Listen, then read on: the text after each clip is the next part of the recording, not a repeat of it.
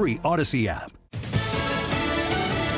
More turbulence for airlines. Lisa Brady, Fox News, at a Senate hearing on aviation safety. The United States should be a leader in aviation technology. Sadly, this is often not the case. Texas Republican Senator Ted Cruz says FAA data shows the reliability of the agency's radar fleet is declining. Director of the Government Accountability Office, Kevin Walsh, says many of the system's air traffic controllers depend on are more than 20 years old, with some older than 60. As a reminder, 20 years ago, Facebook was launched, and 60-year-old systems may have been active when JFK was president. He says prior efforts to modernize have had unrealistic baselines, cost and schedule overruns, and poor oversight. Current improvements have years to go. The FAA also dealing with a shortage of air traffic controllers. The head of the FAA, Administrator Mike Whitaker, has announced he'll resign when President Biden's term ends. The president-elect has not yet announced a replacement. House Speaker Mike Johnson trying to find out more about the mystery drones flying over New Jersey and New York. We'll be talking about it today. It's a quandary. I'm going to try to go get a classified briefing to see what we know. The Pentagon says there's no evidence that a foreign adversary is involved, also denying a U.S. military connection as multiple agencies, including the FBI, investigate.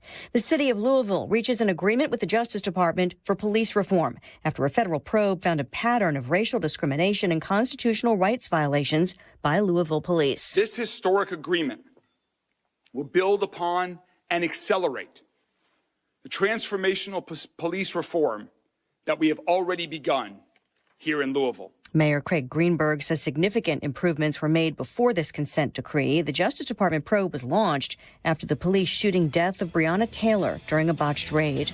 America is listening to Fox News. The holidays mean more travel, more shopping, more time online, and more personal info in more places that could expose you more to identity theft. But LifeLock monitors millions of data points per second. If your identity is stolen, our US-based restoration specialists will fix it, guaranteed, or your money back. Don't face drained accounts, fraudulent loans, or financial losses alone. Get more holiday fun and less holiday worry with LifeLock. Save up to 40% your first year with promo code NEWS. Visit lifelock.com. Terms apply. Want to play a game with me and Dad? Mommy's not feeling good. You need to vaporize that cold. Vaporize? Yeah, with DayQuil VapoCool. It's DayQuil plus a rush of Vicks vapors. Whoa. Come on, honey. Let's let Mommy rest. You guys are amazing. And so is DayQuil VapoCool. DayQuil VapoCool, the vaporizing daytime coughing, aching, fever, power through your day medicine. And to vaporize sore throat pain, try Vicks VapoCool drops. Use as directed. Keep out of reach of children. Air Comfort Service, heating, cooling, and insulation. Weather. The official 97.1 FM Talk Weather Center forecast. Sunny, chilly afternoon. The high today at 39. Partly cloudy, cold tonight, low 24. And then clouds and breezy tomorrow, the high 44. Rain in the overnight tomorrow night, low 38. Periods of rain on Saturday, the high Saturday at 50. And then Sunday, sunshine, a few clouds, daytime high at 52. I'm Steve Williams for 97.1 FM Talk.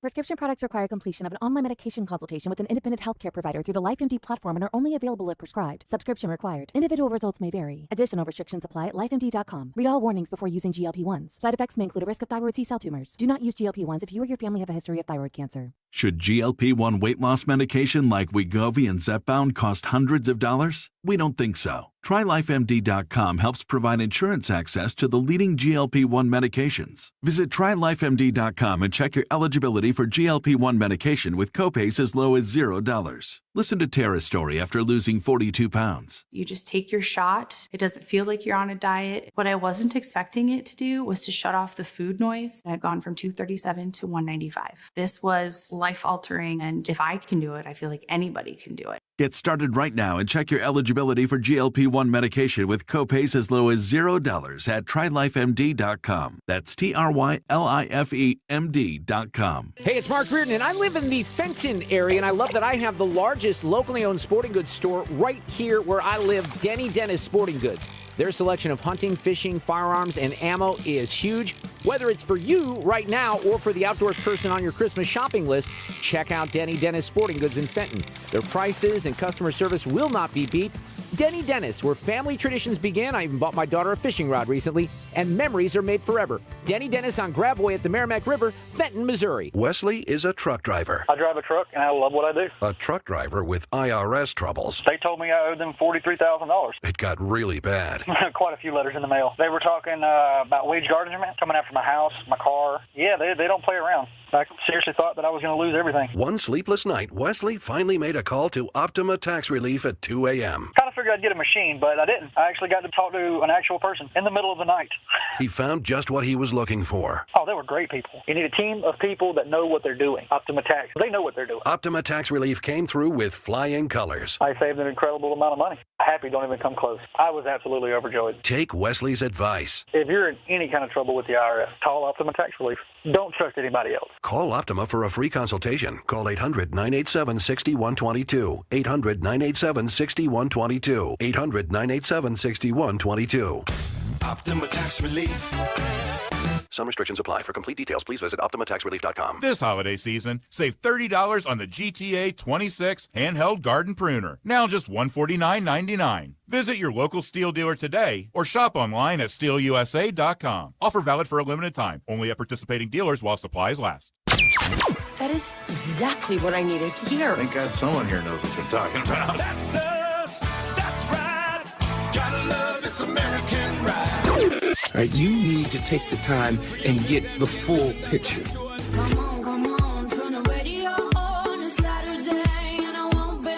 Don't get me wrong, I love the ladies. I mean, they rev my engine, but they don't belong in the newsroom. It is Anchor Man, not Anchor Lady. What do you want from me? I'm not America's sweetheart. Goodness sake, kid. Keep your voice down. Your father's listening to the radio. I'm not America's sweetheart. This is the Annie Fry Show. Happy Thursday. Welcome to the Annie Fry Show. Thanks for being with us. It's nice to be back in the studio after an amazing day at the St. Charles Ruler Foods yesterday. It's always wonderful to be a part of that, to be able to participate in helping people with you, and you guys really make that possible. We had over $7,000 raised from people who brought in money and were like, can Ryan shop with us? And Ryan said, absolutely. I did multiple times yesterday. Yes, you did. It was coming in so fast and furious that we had to make multiple trips into the store. Yeah. Steve Thomas from Steve Thomas Customs Homes came in and gave us a fat amount of money, and we had I don't know how many of these people want me to say their names, but we had multiple four-figure donations at one time to the tune of over $7,000 that came in just in person. And we also have we're going to run this through, I think tomorrow we'll probably try to push this. We had online a $5,000 goal to raise funds directly to help the St. Louis Area Food Bank. That is up right now, and we're at 17% there, $875 that came in from people who are listening who couldn't make it in. So if you're one of those people, you heard about it, you thought you were going to get out to Ruler Foods yesterday and you haven't yet, I mean, our goal on here was $5,000. I don't know who gave us that target. We did raise over $5,000 already, so I feel pretty good about that. But if we could get to $3,000, which would be 60% of our online goal, we could say, because it's true, that we raised over $10,000, plus all of the donations that were brought in by people who went in and actually shopped for themselves. Yeah, I think that goal's probably based on previous years, which means that every year you guys are doing better. Yeah, I think we've overachieved so far, but I want to be an overachiever. It was cool. I mean, yesterday was really neat. I think in the 12 o'clock hour, we, as usual, were going, okay, we're keeping pretty good pace here. And then 1 o'clock hit, and people were coming in that lobby. I think in 2 o'clock, we had like a full studio audience in there. Yeah. And people waving money like it was Jean-Claude Van Damme Bloodsport, like in the streets. Exactly what I was thinking. You know the scenes. I know this is shocking, but no, I don't. But I assume that there are more people out there who know what you're talking about, and that's what counts. They'll know. It's when Jean-Claude Van Damme does street fights in Bloodsport. All I know that he does is the splits. He does that, I think, several times, probably Go ahead, in every film. Show us.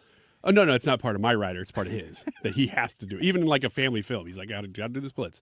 But there was a lot of people there, and everybody bringing different amounts. Some people brought in the thousands of dollars.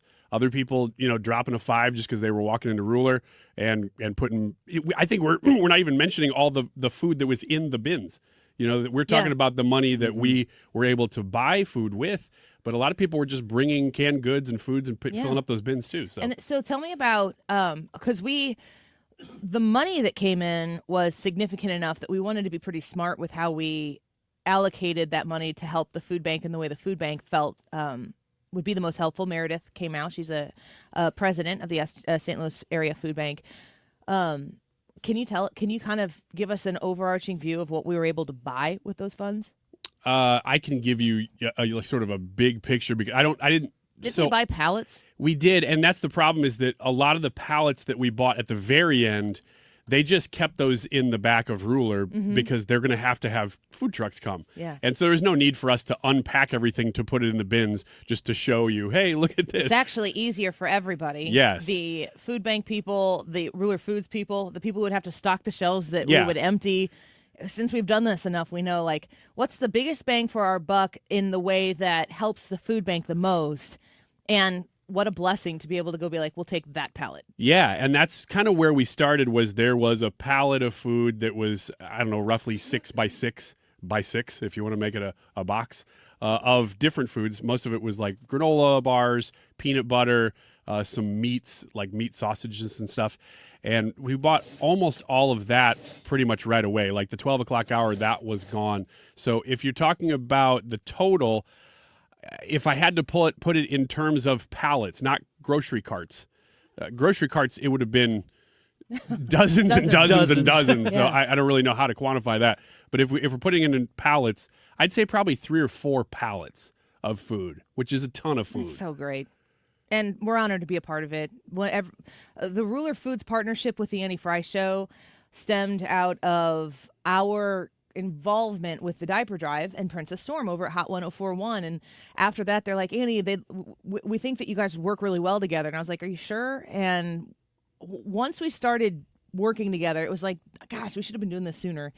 And to get everybody out to go to Ruler Foods, it's so great to be able to partner with people who love their community and want to support it that way. I thought yesterday's poll question was good. How you feeling? Basically, was is Trump's win affecting this? And we just saw so many people willing to come out and give and just wanted to be a part of something bigger. And what was really neat, Annie, it was right when we were closing things up. We had kind of put everything away. We were unpacking, doing the broadcast, putting it away and all that. And a guy walked by and he goes, oh, man, I heard you guys talking on the radio. I didn't realize you'd be at this Ruler Foods. Oh, yeah? And he goes, will you still accept money? And I said, well, yeah, we could still go buy something and put it in the last bin that was there. So we did. And he goes, oh, man, I just think that this is so necessary. And he, to me, and I'm totally labeling him, he didn't look like Mr. Monopoly walking in. He's like, oh, here's the 20. It looked like he was like, you know what? This meant a lot to him. I'm going to give you 20 because I'm blessed. I think he even said this. Yeah. I'm blessed. I want to give you $20 because I know there's somebody else out there who is not as blessed as I am to be able to come and grocery shop as easily as I can. Here you go. Yeah. You also don't know the people who are or are not using these pantries. And you never know if you're going to be somebody who is out there trying to use this type of a service. It doesn't, you don't know how those things are going to shake out. And it's important to be able to humble yourself. I have this on the top post of my X file as a reminder to me, be humble or be humbled, because that's kind of the way I've noticed my life going. And anytime it feels like you're, you know what, I think I got this figured out. Life's always like, sit down and shut up. So really honored to be a part of it. And if you're interested in still supporting it, if you weren't able to, we've got people who are coming to this link that you can find on the Annie Fry YouTube description. It's located in there. You can click directly into it. We're going to talk about the drones a little bit more today. The YouTube live chat poll for today is, whose drones? Iran/China, the United States government, aliens, or something else. And I have a question we should determine right now. Does a government contractor, does a private entity testing out technology to sell to our government or somebody else's government, is that something else? That's something else, isn't it? Or is that the U.S. government? If the government is aware of it, I would put under the category of government, because that's the question: is like, who is in charge of this? That's what I would say. Do you have a conviction on where these drones are coming from? Yeah, well, right now, just based on what I've read, I would say Iran. I don't trust what the White House is saying about this at all. You think that the Pentagon is going to come out and just openly say what is taking place here, and it's going to, you're not just going to take the word for it? As somebody who almost always just trusts the government, this is a rare instance in which I'm going to say, I don't know that they're just giving us the truth. Yeah. Well, let's listen to what the Pentagon had to say about it. Jen. Sabrina, can you tell me what the Pentagon is doing to address this issue of drone sightings over New Jersey? It's near sensitive installations. The FBI is involved. What is the Pentagon doing? Sure. So at this time, aware of those drone sightings that have been reported, at this time we have no evidence that these activities are coming from a foreign entity or the work of an adversary. We're going to continue to monitor what is happening, but at no point were our installations threatened when this activity was occurring. Can you rule out that these are American drones or U.S. military drones? These are not U.S. military drones. Again, this is being investigated by local law enforcement. What our initial assessment here is that these are not drones or activities coming from a foreign entity or adversary. Representative Jeff Van Drew, who is a Republican from New Jersey, was just on the air saying that Iran launched a mothership probably about a month ago that contains these drones, and that mothership is off the coast of the east coast of the United States. Is there any truth to that? There is not any truth to that. There is no Iranian ship off the coast of the United States, and there's no so-called mothership launching drones towards the United States. Who doesn't hear mothership and think in this guy?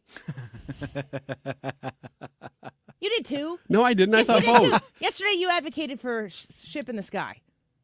No, well, I mean for fun, but the first thing I thought of was that it was some sort of aircraft carrier that was launching these things. I think a lot of people hear mothership and they think what a mothership is an alien mom. Yes. That disperses alien little ships, and it's because of the historical movie Independence Day. Yeah, of course. Which is essentially that. There's a mothership, there's a hive, and then there's a bunch of little guys who Will Smith, we all know how well he is at fighting and slapping, goes out and takes care of business. What's he doing these days? He's just taking a little time to focus on his personal life, I think. Actually, he was just in something. I don't remember what it was. Yeah, because when the Smiths focus on their personal lives, it's really private. Yeah, they just want to. They don't want anybody to know what's going on. He's got to keep those things at the kitchen table, not the red table. I can't. I wish I could remember what movie. I'm looking it up. Oh, he was just in the new Bad Boys with Martin Lawrence. That's about right. That might have been filming. Never seen a Bad Boys movie before the incident. I don't know. He hasn't done as much since then. I know that. I think he's kind of a pariah in Hollywood because it seems like the comedians. My husband and I went the weekend before Thanksgiving. We took a weekend trip. We felt like we were kind of like in between sports seasons, and so it was when things were a little more calm. And we went to Florida, and we pretty much watched Netflix. Okay. When we could, and we watched all of the different things on Netflix that we can't watch when our kids are around. We watched Hillbilly Elegy, which was an interesting experience, but we watched a ton of comedy specials. And those people all have something to say about Will Smith. Do they? Oh, yes. Really? They're not, the comedy world was not okay with it. And I look at Will Smith and think that when you think of like a fall from grace, he was such a golden boy, like an American A-list Hollywood movie star golden boy. And now you either hate him or you feel sorry for him. Yeah, he was really, too, the epitome of A-list, not just because of an actor, but he could just do any project he wanted. He had his own production company. They could get anything made that they wanted to make. And I don't know if they're doing anything right now. Yeah, I don't know. But if we need to fight the alien overlords, we'll have to get him back in. Yeah, he can come and slap him. Wouldn't that be funny? Slap him around. And the aliens are like, you guys suck. This is not even a hard... That's what the drones get for not keeping his wife's name out their mouth. We're going to take a quick break. Wouldn't it be funny if the aliens came here just to insult Jada Pinkett Smith? Man, you picked the wrong guy today. Oh, no, you didn't. What are the odds? Big news coming out of Washington, D.C. Fox News reports that the Justice Department Inspector General Michael Horowitz said that there were more than 24 confidential human sources in the crowd on January 6th. Wow. But only 3 were assigned by the FBI to present for the event, while stressing that none of the sources were authorized or directed by the Bureau to, quote, break the law or, quote, encourage others to commit illegal acts. Well, that's comforting. Oh, it comes out now, too. Yeah, we sent them there, but we didn't tell them to do that. Good thing we did a commission on this for a year and a half, and that didn't come out. Horowitz on Thursday, today, released his highly anticipated report on the FBI's handling of its confidential human sources and intelligence collection efforts in the lead up to January 6th electoral certification. Here's the quote. Today's report also details our findings regarding FBI CHSs who were confidential human sources who were in Washington, D.C. on January 6th. According to the report, a review determined that none of these FBI confidential human sources was authorized by the FBI to enter the Capitol or a restricted area or to otherwise break the law on January 6th, nor was any CHS directed by the FBI to encourage others to commit illegal acts on January 6th. According to Fox News, the report revealed that the FBI had a minor supporting role in responding on January 6th, largely because the event was not deemed at the highest security level by the Department of Homeland Security. They were busy policing Catholic churches, I guess. Mm-hmm. Horowitz, though, said the FBI took significant and appropriate steps to prepare for that role. According to the report, there were a total of 26 confidential human sources in the crowd that day, but only 3 of them were assigned by the Bureau to be there. One of the 3 confidential human sources tasked by the FBI to attend the rally entered the Capitol building. One of them did, while the other 2 entered the restricted area around the Capitol. If a confidential human source is directed to be at a certain event, they are paid by the FBI for their time. Horowitz stressed that no sources were encouraged or authorized by the FBI to enter the Capitol or any restricted area, and stressed that they were not encouraged or authorized to commit any illegal acts. 23 of the confidential human sources present on January 6 came to Washington, D.C., to the Capitol on their own. Of that group, 3 entered the Capitol during the riot, and an additional 11 sources entered the restricted area around the Capitol. Is Ray Epps one of them? He would have to be. That's, answer that. If he's not, why aren't you saying that right now? I mean, he's the most obvious, correct? Yes, he's the one we know the name. Yeah, he's kind of the face of CHS's. What this is saying is the FBI hired a whole bunch of people who went and broke the law, and then they didn't do anything about it. Well, we don't know that they broke the law. Well, they were inciting. We don't know that. But there's a funny line that is drawn as to what was law breaking in this event. Because according to this, 3 of them went in. Right? Isn't that what they're saying? Entered restricted areas? I'm going to see if Cully Stimson has anything to say on this. This report just came out at the top of the hour, so I'm going to ask him about that. He is filling in for Hans von Spakovsky today, Senior Legal Fellow at the Heritage Foundation. Cully Stimson will be with us next. We've got a pretty packed show for you. We're going to hope to connect to Tyrus at 1 o'clock, and the Gutfeld show's been very busy right now because Gutfeld and his wife had a baby, which is pretty crazy. They kept that a really, really good secret. So I know a lot of the people who Dana Perino is hosting tonight, so we'll see if we can connect with Tyrus at 1:05. Lieutenant General Keith Kellogg at 1:25, and Todd Sivia with estate questions, trust questions, wills, powers of attorney. If you have any questions that you would like us to ask Todd Sivia of Sivia Law, he's going to be with us at 2:05 to answer your questions on the air. So you can make them vague or you can make them specific, but send them in the Annie Fry YouTube chat. Let's take a break and we'll get to Cully Stimson. We'll talk about that, but we're also going to talk about Joe Biden's pardons. And here's a question. Can Joe Biden pardon all of the illegal immigrants who entered here illegally? And if he could, what would happen after that? We'll be right back. The devil went down to Georgia, but he didn't stick around. This is God's country. This is the Annie Fry Show. Turn the dirt and The Annie Fry Show is streaming online. Watch us live on YouTube and subscribe. Do it all again, 'cause we're proud to be from God's country. Michael's Flooring Outlet is online at igotfloored.com, and they're waiting for you to come stop by. Come see what they have to offer, and you'll be quickly in understanding as to why they've been a family-owned and operated business that has been successful in St. Louis for over 3 decades. The family-owned and operated business at Michael's Flooring Outlet has the quality products that you're looking for at the value that we all need when we're investing in our home or in our place of business. Michael's Flooring Outlet does both residential and commercial flooring installation. You can go onto their website at igotfloored.com and read reviews directly there on the website to see about how other customers have been satisfied through the process of working with Michael's Flooring Outlet and how they've become ambassadors for buying your flooring at a place that cares about your treatment as a customer with the quality and the service that you deserve. They're in St. Charles County. You can find them in West County as well. Also, they're in Dardenne Prairie. It's Michael's Flooring Outlet. You can check them out in-store online at igotfloored.com. Hey guys, Glover here with my very, very good friend, Dr. Kathy Maupin at BioBalanceHealth.com.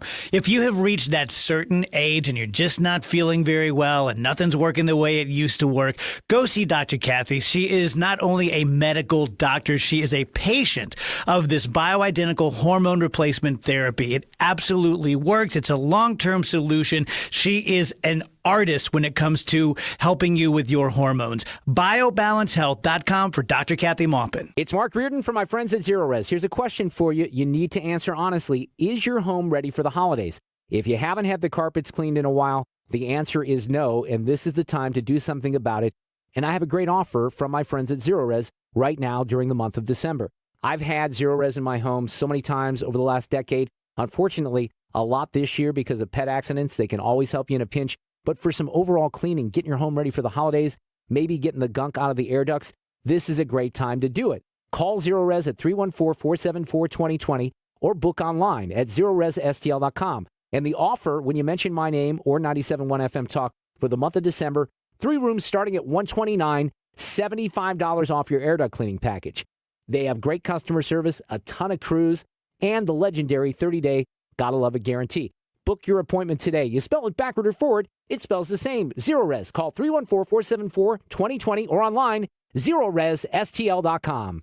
Lifestyles Unlimited member Lisa on how our educators and mentors share their knowledge. The whole Lifestyles Unlimited team is just wonderful, and all the people in it is basically copying what I do so you could be successful. Lifestyles Unlimited. Over 33 years teaching the real estate retirement roadmap. Text the word radio to 88007. That's radio to 88007. Join for just $297 and save 60%. Lifestyles Unlimited. Text radio to 88007. You're listening to the Annie Fry Show live from the Air Comfort Service Heating, Cooling, and Insulation Studio. Give the gift of comfort this holiday season with routine HVAC service included in a preferred partner plan starting at only $19 a month. To gift comfort year-round, visit aircomfortservice.com. All this week, listen to the Annie Fry Show and you could win a Cardinals ticket pack for Christmas. Not just a pair of tickets, but multiple games in each pack every day on the Annie Fry Show this week. So keep it here noon to 3 and listen for us to tell you when to call.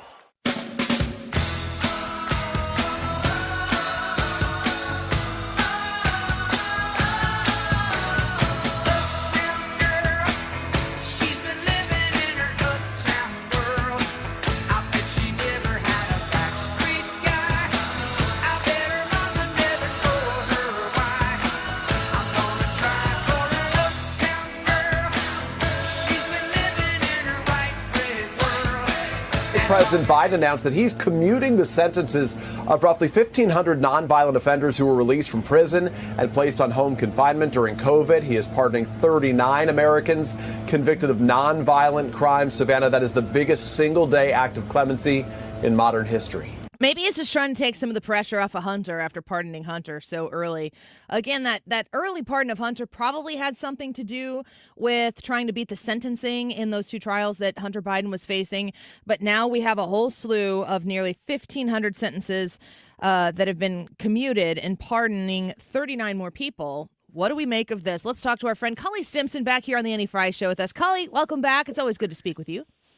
Thanks for having me. Oh, you bet. The pardons that you've seen today from Joe Biden, what's your thoughts on his choice to pardon and commute these sentences at this time in the remainder of his presidency? Well, he's flexing what little muscle he has left. And he's doing so under the plenary pardon power granted to him by the Constitution. And, outgoing presidents who are no longer accountable to the electorate and basically immune from congressional oversight are essentially freed from the political restraint on their behavior. So they use the pardon power. Think of, Clinton when he pardoned Mark Rich, et cetera. So I don't think this is going to be the last we're going to hear from Biden in pardons. One of the big questions that's swirling around in my head is when we listen to Donald Trump talk about his day one initiatives, the border and energy seem to be, I heard today he's going to sign 25 executive orders on day one, and they're going to center around the border and energy. Of course, we're talking a lot about mass deportations. Does the president have the ability to pardon non-citizens for entering this country illegally? Is there any restriction on who the president can pardon based on their status as a citizen in this country? Yeah. So first off, and I knew you were going to ask the question, so I looked it up. There's no Supreme Court decision on point, but there is some settled law in this area. So any president can pardon a person for a federal offense that they did or might have committed, including re-entry into the country in violation of criminal law. But remember, the president cannot pardon anyone for a civil wrong. So being in the country unlawful itself is not a crime. So Biden can't use his pardon power to go after people who have committed civil wrongs like illegal aliens. But if they've left the country and then re-entered, that's a federal crime, and he can pardon them. Now, he would suffer massive blowback for that, and how he would identify them is a different sort of prudential question. So I think you got to read the pardon power and the take care clauses of the Constitution together. So, yes, he has the power to pardon, but he also has to take care that the law is faithfully enforced. So I'm not sure he's going to care much about that on his way out the door. He's making some pretty bold moves when he chooses to make those moves. Right.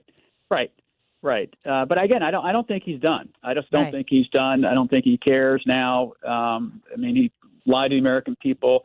Everyone knew he was lying when he said he wasn't going to pardon his son. He did it anyway. And so I don't think he's done here. Cully, this is Ryan Wiggins. I got a real question about the the way this idea of a preemptive pardon has come about. I've never heard of this before. I don't know if this has ever happened before, but is it possible to preemptively pardon somebody from a crime they haven't necessarily been convicted of yet? Well, Biden thinks so. He did that with his son. He said any crime he had committed or may have committed. So maybe that falls into that sort of nebulous zone. But typically, the pardon power extends, at least as it's been used in the past, to federal offenses that they did commit or might have committed. And I think, to be Clintonian on you, it matters what the word if, is. Here, it matters what the word might be. Okay. And so, I don't want to play semantic differences, but I think he could argue that the might means that somebody could argue that they did, and therefore I'm going to immunize them from future federal prosecution. We're speaking with Cully Stimson, a senior legal fellow at the Heritage Foundation. Check out his book, Rogue Prosecutors, How Radical Soros Lawyers Are Destroying America's Communities. I wanted to ask you about that pardon power, and I don't know if you got to watch the whole interview with Meet the Press that Donald Trump gave this past weekend, but there was discussion about pardons there, and Donald Trump and Joe Biden and Kristen Welker was asking these questions, and one of them was if Donald Trump would accept a pardon from Joe Biden. Are there any court cases that still exist, any lawfare that Donald Trump is fending off right now that could fall under the guise of a presidential pardon? Yeah, well, remember, the president only has the constitutional authority to pardon somebody for a federal offense, not state court offenses. So the New York case and the Georgia case are just out of the question. Biden does not have the authority under the Constitution to pardon Trump for either of those. And it's also important to think about the procedural posture of the federal cases that remain. The Justice Department has moved to dismiss the cases. The judge has granted the dismissal, but in their motion to dismiss, the language they used was very squirrely. It basically said, well, we think we had a strong case. We stand behind the facts in the case, but it's Office of Legal Counsel policy not to prosecute a sitting president.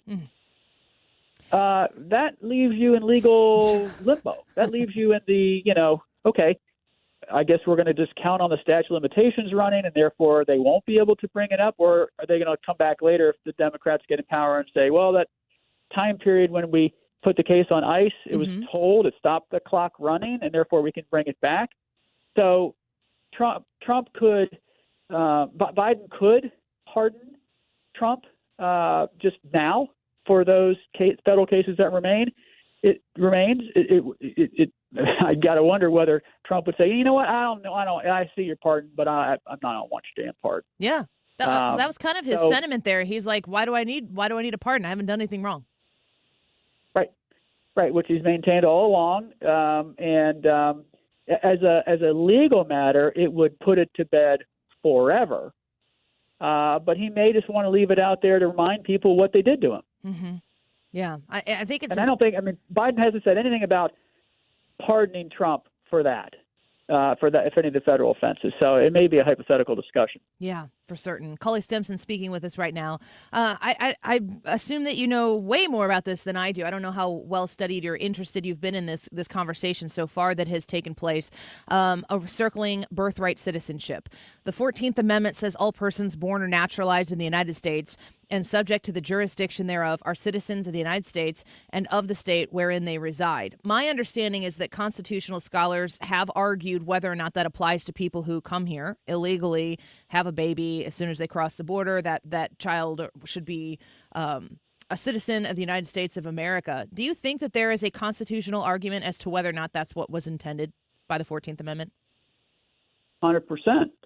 There's an ongoing legal debate. I think one of the top scholars who say that Trump can end universal birthright citizenship and the Constitution never requirement is Amy Swearer, who's a colleague of mine here in the Legal Center at Heritage.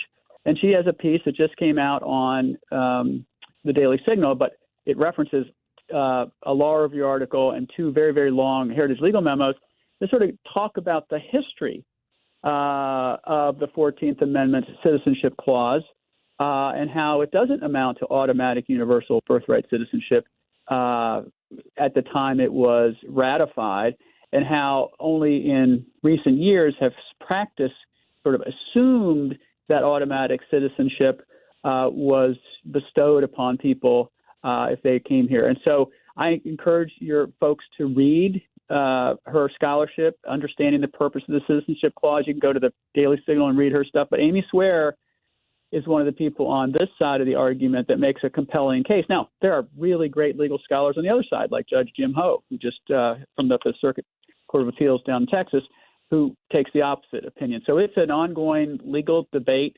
and one that I think we're going to have to become a little more steeped in and conversant in, because if Trump follows through on his promise, this is going to be a topic next year. Has that question been challenged in the courts yet to any measurable degree? No, not really. And, I think if you listen to Trump during that interview, he said he was thinking about doing it by executive order in his first term. But then because COVID came up, that sort of focused all his attention on that.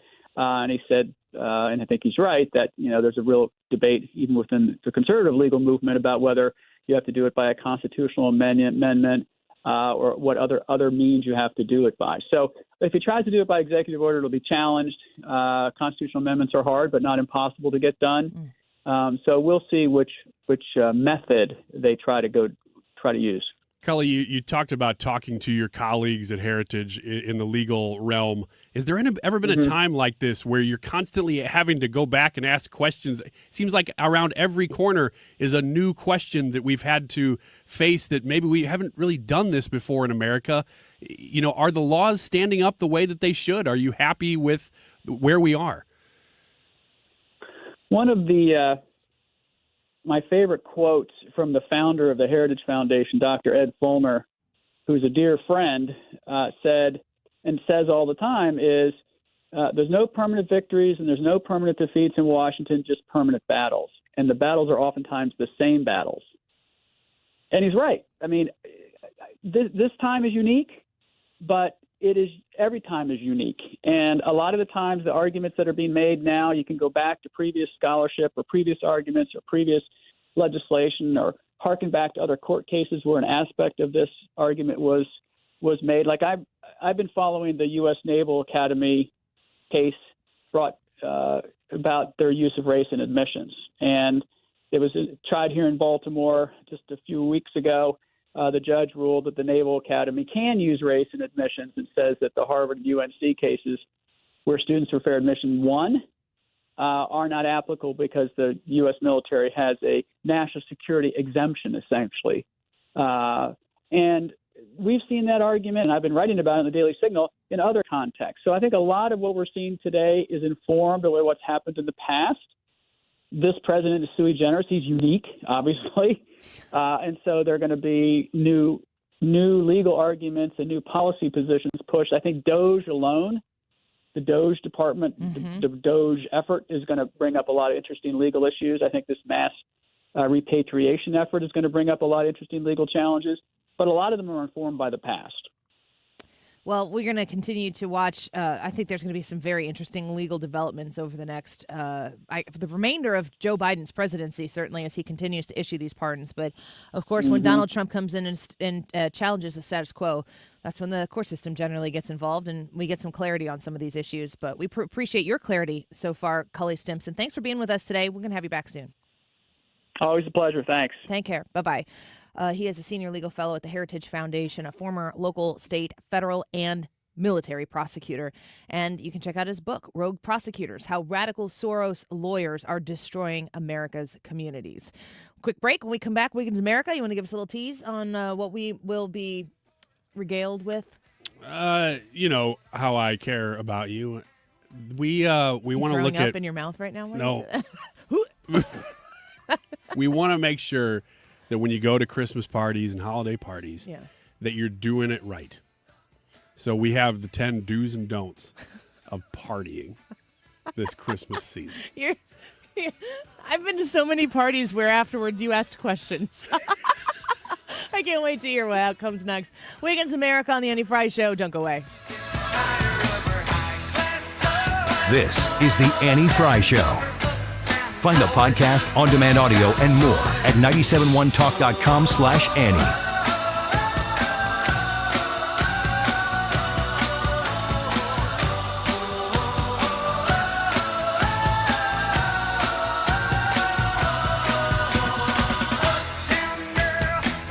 Ruler Foods has you covered for the holidays. We seems like we go to the grocery store maybe twice as much in December as any other month. We're cooking for guests. We're baking. We're trying to eat at home more than eating out because we're trying to save money. Well, that all comes back to Ruler Foods. That's where the Fry family shops so that we can save money. Ruler Foods, right now, if you go to rulerfoods.com, you can learn more about what I'm telling you here to get the specific details. They're offering a holiday meal for just $30.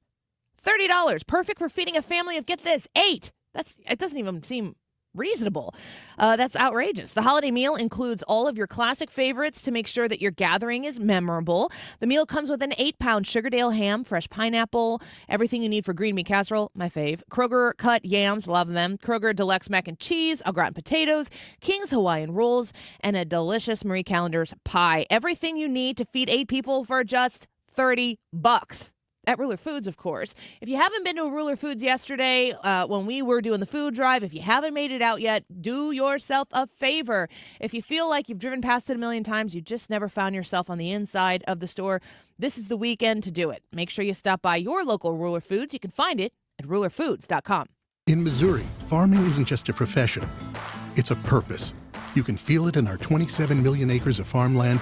You can see it in the nearly 41,000 Missourians who work in agriculture. You can hear it at our farmers markets. You can count it in the $93.7 billion it brings our state. And you can taste it at your family's dinner table. A lot of farmers in our state rely on Bayer's tools and inventions because Bayer has a purpose too.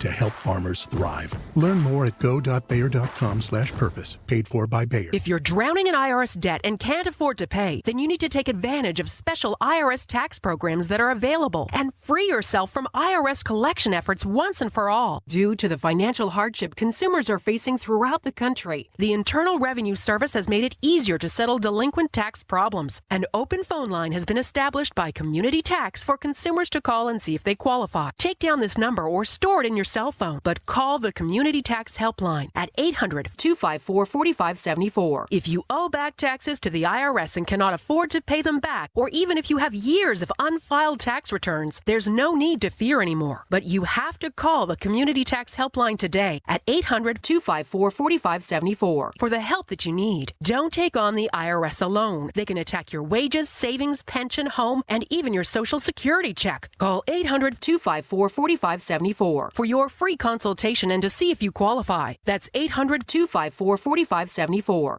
Hi, Chad Hansen with Hansen's Tree Service and Environmental Resources. At Hansen's, we manufacture a full line of garden and landscape products that are perfect for your outdoor project. Pick up any of our products at World Outdoor Emporium, Kirkwood Materials, or a Hansen's location near you. Yes, Wiggins America is going to be amazing, but listen to the 1 o'clock hour. Tyrus, General Keith Kellogg is going to be on the show. And then really the tease that I was trying to give here So professional. is that we were going to give away Cardinals tickets in the 1 o'clock hour as well. So stick around. It's going to be a great hour. But first, Wiggins America. Right now it is 12:46. This time check is sponsored by Jerry Kelly Heating and Air Conditioning. It's time for a $98 furnace tune-up. It's Kim St. Ange, and we've got your chance to win big. Listen to the Mark Cox Morning Show all this week for your chance to see Styx and Kevin Cronin at the Hollywood Casino Amphitheater. That's this week from 5 to 9 on the Mark Cox Morning Show right here on 97.1 FM Talk. This is the Annie Fry Show. Follow Annie on X at Annie Fry Show.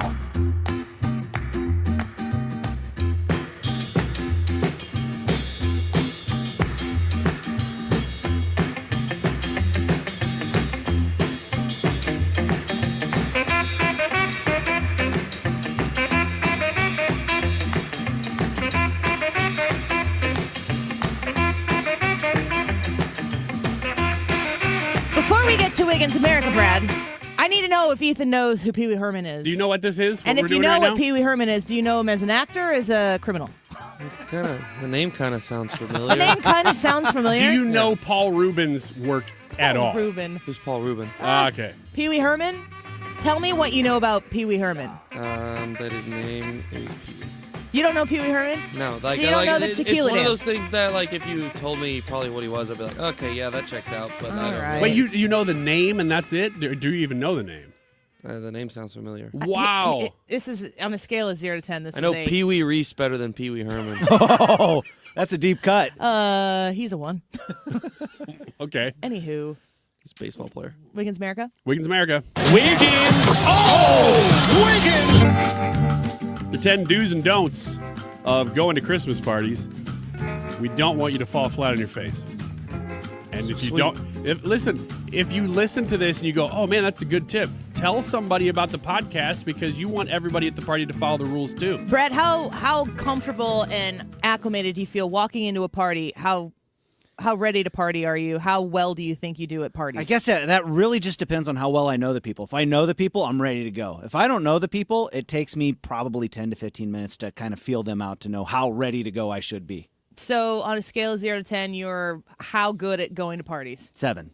Ethan? Oh, I'm like an 11. Give me a brewski and I'm good to go. Really? Oh, yeah. How about some tequila? Oh, that's great. Ryan, what about you? Oh, I'm in the same camp as Ethan. Like, you want to be... Ethan? Man, I'm having trouble today. He already I had might tequila. be drunk.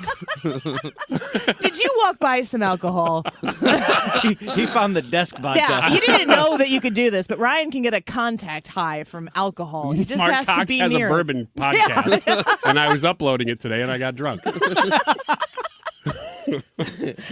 I would put me. Anyway, I'd Ethan. put me at about a 3. You're not like a party animal.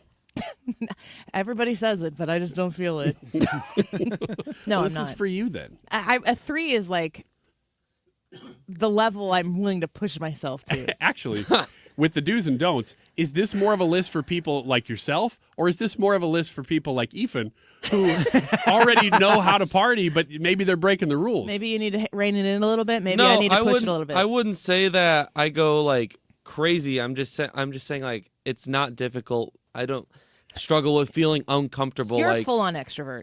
yes, Yes. I am. Ryan? Number 1, do RSVP. Failing to RSVP is a major faux pas. Yeah. That's for parties that are RSVP, though. You know, if it's a parties. Yeah. Maybe what this is telling College you is party. that you should always let people know that you're coming. I think so. Be You sure don't- to when you- RSVP. Ryan, when you go to college parties, you don't RSVP anymore I write my name on the solo cup and I show them it at the door. with your $20 bill? How much does a solo cup at a kegger cost these days? Good question. Don't know. It was like $5 when I was in college. I don't think it's $5 anymore. It's definitely way more now. Is it above 10? It probably Oh, I depends on. gotta It think probably it's at depends on least where you go. $20. Yeah, it probably depends on where you go. Because I know I can tell you at some schools it for sure is $20. So Yeah. like the red solo cup was your price of entry. You Yeah. like give. Oh, You don't have to pay per beer. You pay for the cup. That makes sense. Yeah. But then you got to stay at that party. Because if you don't have party to. hop, But not Then you everybody gotta is pay- in there calculating the Ryan, Grease I to did dollar ratio. Ryan, I did. The That's how many radius of- college parties I've been to. I didn't know about the red Ryan solo has cup his rule. Yeah, green that's the visor thing. on and his I calculator with the party paper hop? strip on it. I tell you what, man, I went to Funny. Carbondale and And you my could just walk calculations. up the street. That's Friday all night, let's they just do. walk down the street. That's it. I've heard about Carbondale. I went to a party once in Carbondale in college. First, it was my new roommate, and we went, let's just walk around and get to know each other. We'll just walk around and do parties. And we walked into one, and we sat there. We're just kind of like getting to know each other because we were going to be living together for a semester. And I didn't know the guy. And we sat on this couch for about an hour or so, probably 2 hours. And by the end of at the beginning, we were just sitting in the college party. By the end, You were married? I was like, oh my gosh, we're at a rave. We didn't know it, but we were. That's the Dirty Dale for you.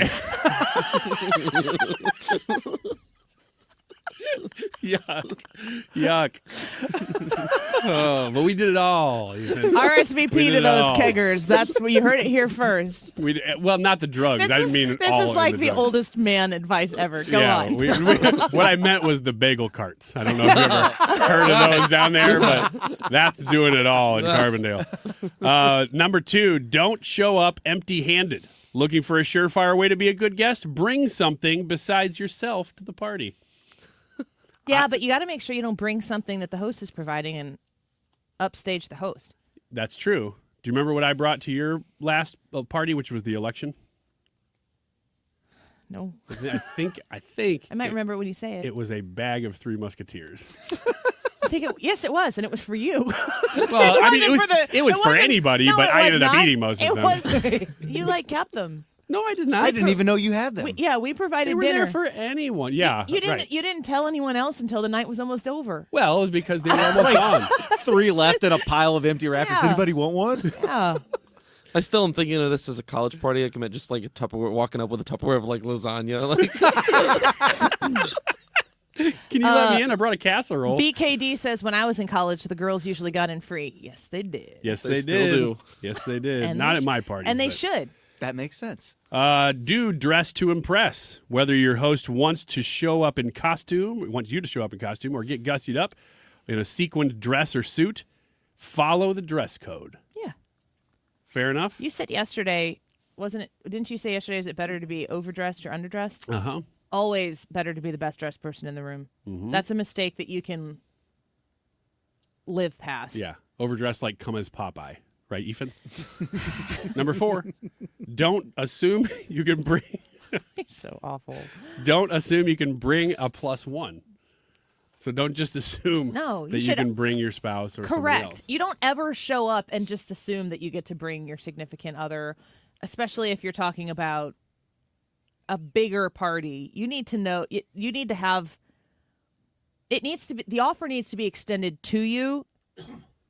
I would say even before you're like, hey, can I bring my friend or whatever? I'm also thinking about this from a wedding perspective because that didn't happen that long ago for me. So some of this is like, oh, that definitely applies. Isn't it implied, though, that if you don't say just you, that there is going to be a +1? Don't you need to delineate that ahead of time? If the invitation is to Ryan Wiggins, then it's to you. But shouldn't you, as the host, say something on the invitation? Don't bring your wife? Don't bring your wife. No. No. If it's to Mr. Ryan Wiggins, that's for you. If it's to Mr. and Mrs. Ryan Wiggins, if it's to Mr. Ryan Wiggins and guest, that's when you've been extended the invite. But to be like, hey, can I bring my XYZ? If it's a larger scale party, if it's like a dinner party and it's with 4 couples and you're super close, I think that's a different situation. This is for when it's a larger thing than that. But that is delineated then, because you're saying Mr. and Mrs. So it yes, is. Yes, Mr. and Mrs. or Mr. Ryan Wiggins and guest. Yeah. That is an invitation to both of you. If it just says Mr. Ryan Wiggins, the extended invitation is to you. Thus far for election parties, I have told Katie, why don't you come? And she never does, so I'm glad. Because that was always just an election parties at my invitation to house? me, Yeah. Well, she comes over all the time. Is that where she's at? Mm-hmm. Number 5. We're making plans. Do arrive... Dogs. Listen to this. Do arrive fashionably late. Showing up right on time, or worse yet, early, is a no-no. Early is bad. Early's bad. I understand that. That's why you never show up on time? Mm-hmm. Okay. Yeah, that's what I tell my bosses. So at Thanksgiving this past year, I got to be careful with this. They're in Minnesota. Yeah, that's fair. Yeah, different market. So at Thanksgiving this year... We are worldwide, Ethan. Okay, This is true. easy. See what you did, Ryan. Uh-huh.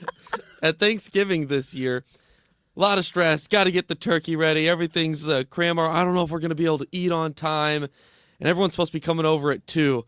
And at 1:43, a white Mercedes pulls up. Grandma and Grandpa are here. Oh, my gosh. Oh, man. The panic just went through the roof for Mom. Yeah. Oh, yeah. Yeah. They survived, but it was like They in survived. those 30 seconds, you would have thought that the entire house was crumbling down. If you're coming to my house and I'm having people over, you have to understand that I am cleaning something while you're knocking on the door. Oh, yeah. It's like... But that's everybody. I think that's specifically with kids. That because I'm cleaning things up and they're going behind me making messes.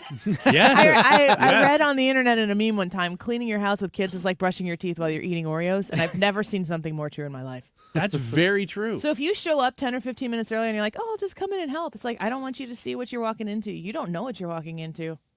You don't even know. You don't understand. My wife is so glad whenever we come over that, like, whenever we came to see the puppy the other day. Be awful to me right now. I'm not. Your house was a mess and you didn't care. No, she's just glad that she's like, we deal with it. You have kids. We have kids. It's 4 just kids life. and 2 dogs. It's life because Yeah. so many places you go, it's like spit shine. It's impossible. Yeah. There's an element of tidy that you try to have. You can, if you have a house full of kids like that, you always know how far away you are from having the super clean house, and it's how far away you get from that to get it back to like, oh, I could really clean this thing in a day if I needed to. I guess I don't know what I'll do when I don't have kids. Will it just be clean all the time? Yeah, it will. Oh, I think man. that's the way it is. Oh, man. Pretty boring. Tyrus, we come back. Don't go away. What's it going to take for you to realize the IRS is in full-blown attack mode, and if you have IRS issues, your timely response is critical? Hi, this is Lance Drury with the Lance Drury Law Firm. We certainly know the IRS has ramped up efforts because we're seeing a lot more clients with threats of intents to seize property or levy rights to property. If you have IRS issues, call the Lance Drury Firm today. Today, don't wait. Those IRS notices have hard deadlines for exercising your appeal rights. If you miss the deadline, your rights to a legal appeal are gone. Let the Lance Drury Law Firm get between you and the IRS today, and we'll help you manage your case to achieve the best outcome. IRS problems are serious legal matters, so call Lance Drury Law Firm, located right here in St. Louis. Don't wait. Call 314-260-6120. That's 314-260-6120, and schedule your free consultation with me, Lance Drury, or visit lance.drurylaw.com. The choice of a lawyer is an important decision and should not be based solely upon advertisements. Here's another great reason to use the United States Postal Service this season. Your boxes are wrapped and the gifts are in. Our employees are ready. Let the holiday ride begin. Let's start with the price. It's easy to manage when you ship with the reliable USPS Ground Advantage. In just a few days, it's sure to arrive. We're working nonstop to keep the spirit alive. USPS Ground Advantage, the affordable and reliable shipping solution for the holidays. Visit USPS.com/advantage. The holidays are happening at Diamonds Direct. Still rushing to finish your holiday shopping? Don't worry, we've got you covered. This weekend only, it's our last chance sale with 20% off virtually everything. Earrings, bracelets, pendants, and more. Plus special financing options up to 5 years. But don't wait, this is your final opportunity to find the perfect gift at the best value before the holidays. Plus special designer appearances. Visit us during extended holiday hours or shop online and pick up in store. Our 20% off last chance sale ends Sunday. Learn more at diamondsdirect.com. KFTK FM Florissant. From the Under Law Injury Lawyers, GetJim.com studio. That's GetJim.com. 97.1 FM Talk. Always live on the free Odyssey app.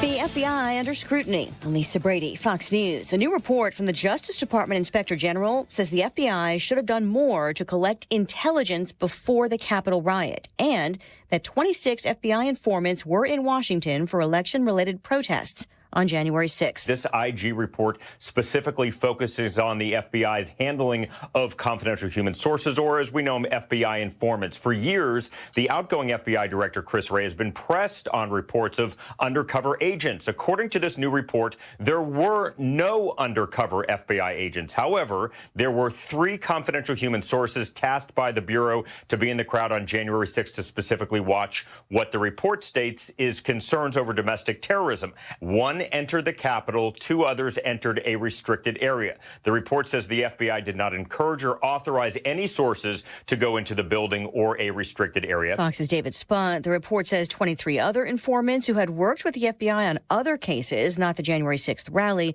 were also at the Capitol that day, but on their own, and that some of them entered restricted areas too. None of them are among the hundreds prosecuted for the Capitol riot. The U.S. Attorney's Office in D.C. says it generally has not charged individuals whose only crime was entering restricted grounds around the Capitol.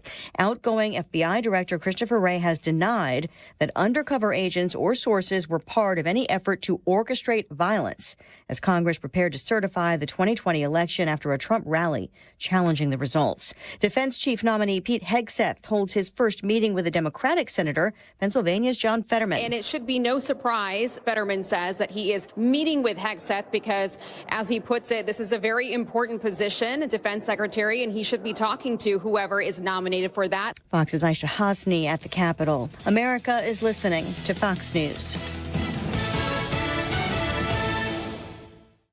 The holidays mean more travel, more shopping, more time online, and more personal info in more places that could expose you more to identity theft. But LifeLock monitors millions of data points per second. If your identity is stolen, our US-based restoration specialists will fix it, guaranteed, or your money back. Don't face drained accounts, fraudulent loans, or financial losses alone. Get more holiday fun and less holiday worry with LifeLock. Save up to 40% your first year with promo code NEWS. Visit LifeLock.com. Terms apply. You okay? I can't sleep with this cough. Sounds like you need to vaporize that cold. Vaporize? Yeah, with NyQuil VapoCool. It's NyQuil plus a rush of Vicks vapors. Whoa. So you ready to get some sleep? Thank you, NyQuil VapoCool. NyQuil VapoCool, the vaporizing nighttime coughing, aching, fever, best sleep with a cold medicine. And to vaporize sore throat pain, try Vicks VapoCool drops. Use as directed. Keep out of reach of children. Air Comfort Service, heating, cooling, and insulation. Weather. The official 97.1 FM Talk Weather Center forecast. Sunny, chilly afternoon. The high today at 39. Partly cloudy, cold tonight, low 24. And then clouds and breezy tomorrow, the high 44. Rain in the overnight tomorrow night, low 38. Periods of rain on Saturday, the high Saturday at 50. And then Sunday, sunshine, a few clouds, daytime high at 52. I'm Steve Williams for 97.1 FM Talk.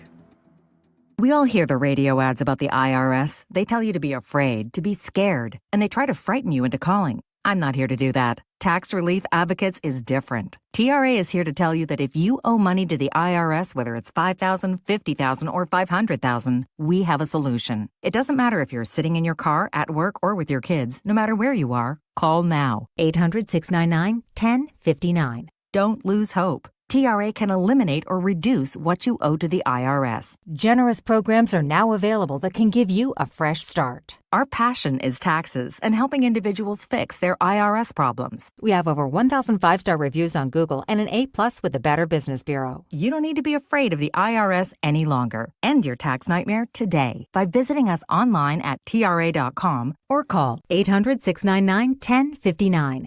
That's 800-699-1059.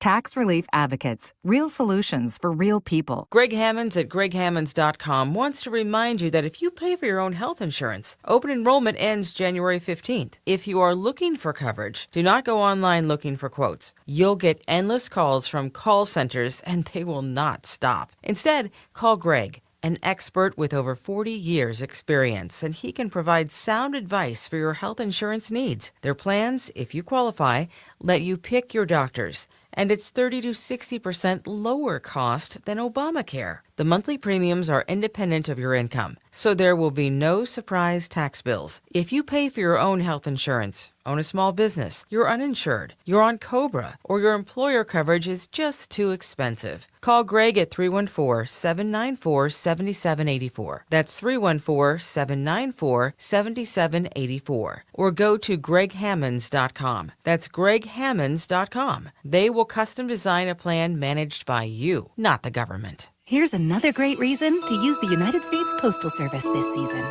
When sending a package, why venture outside? Ship with USPS for a true holiday ride.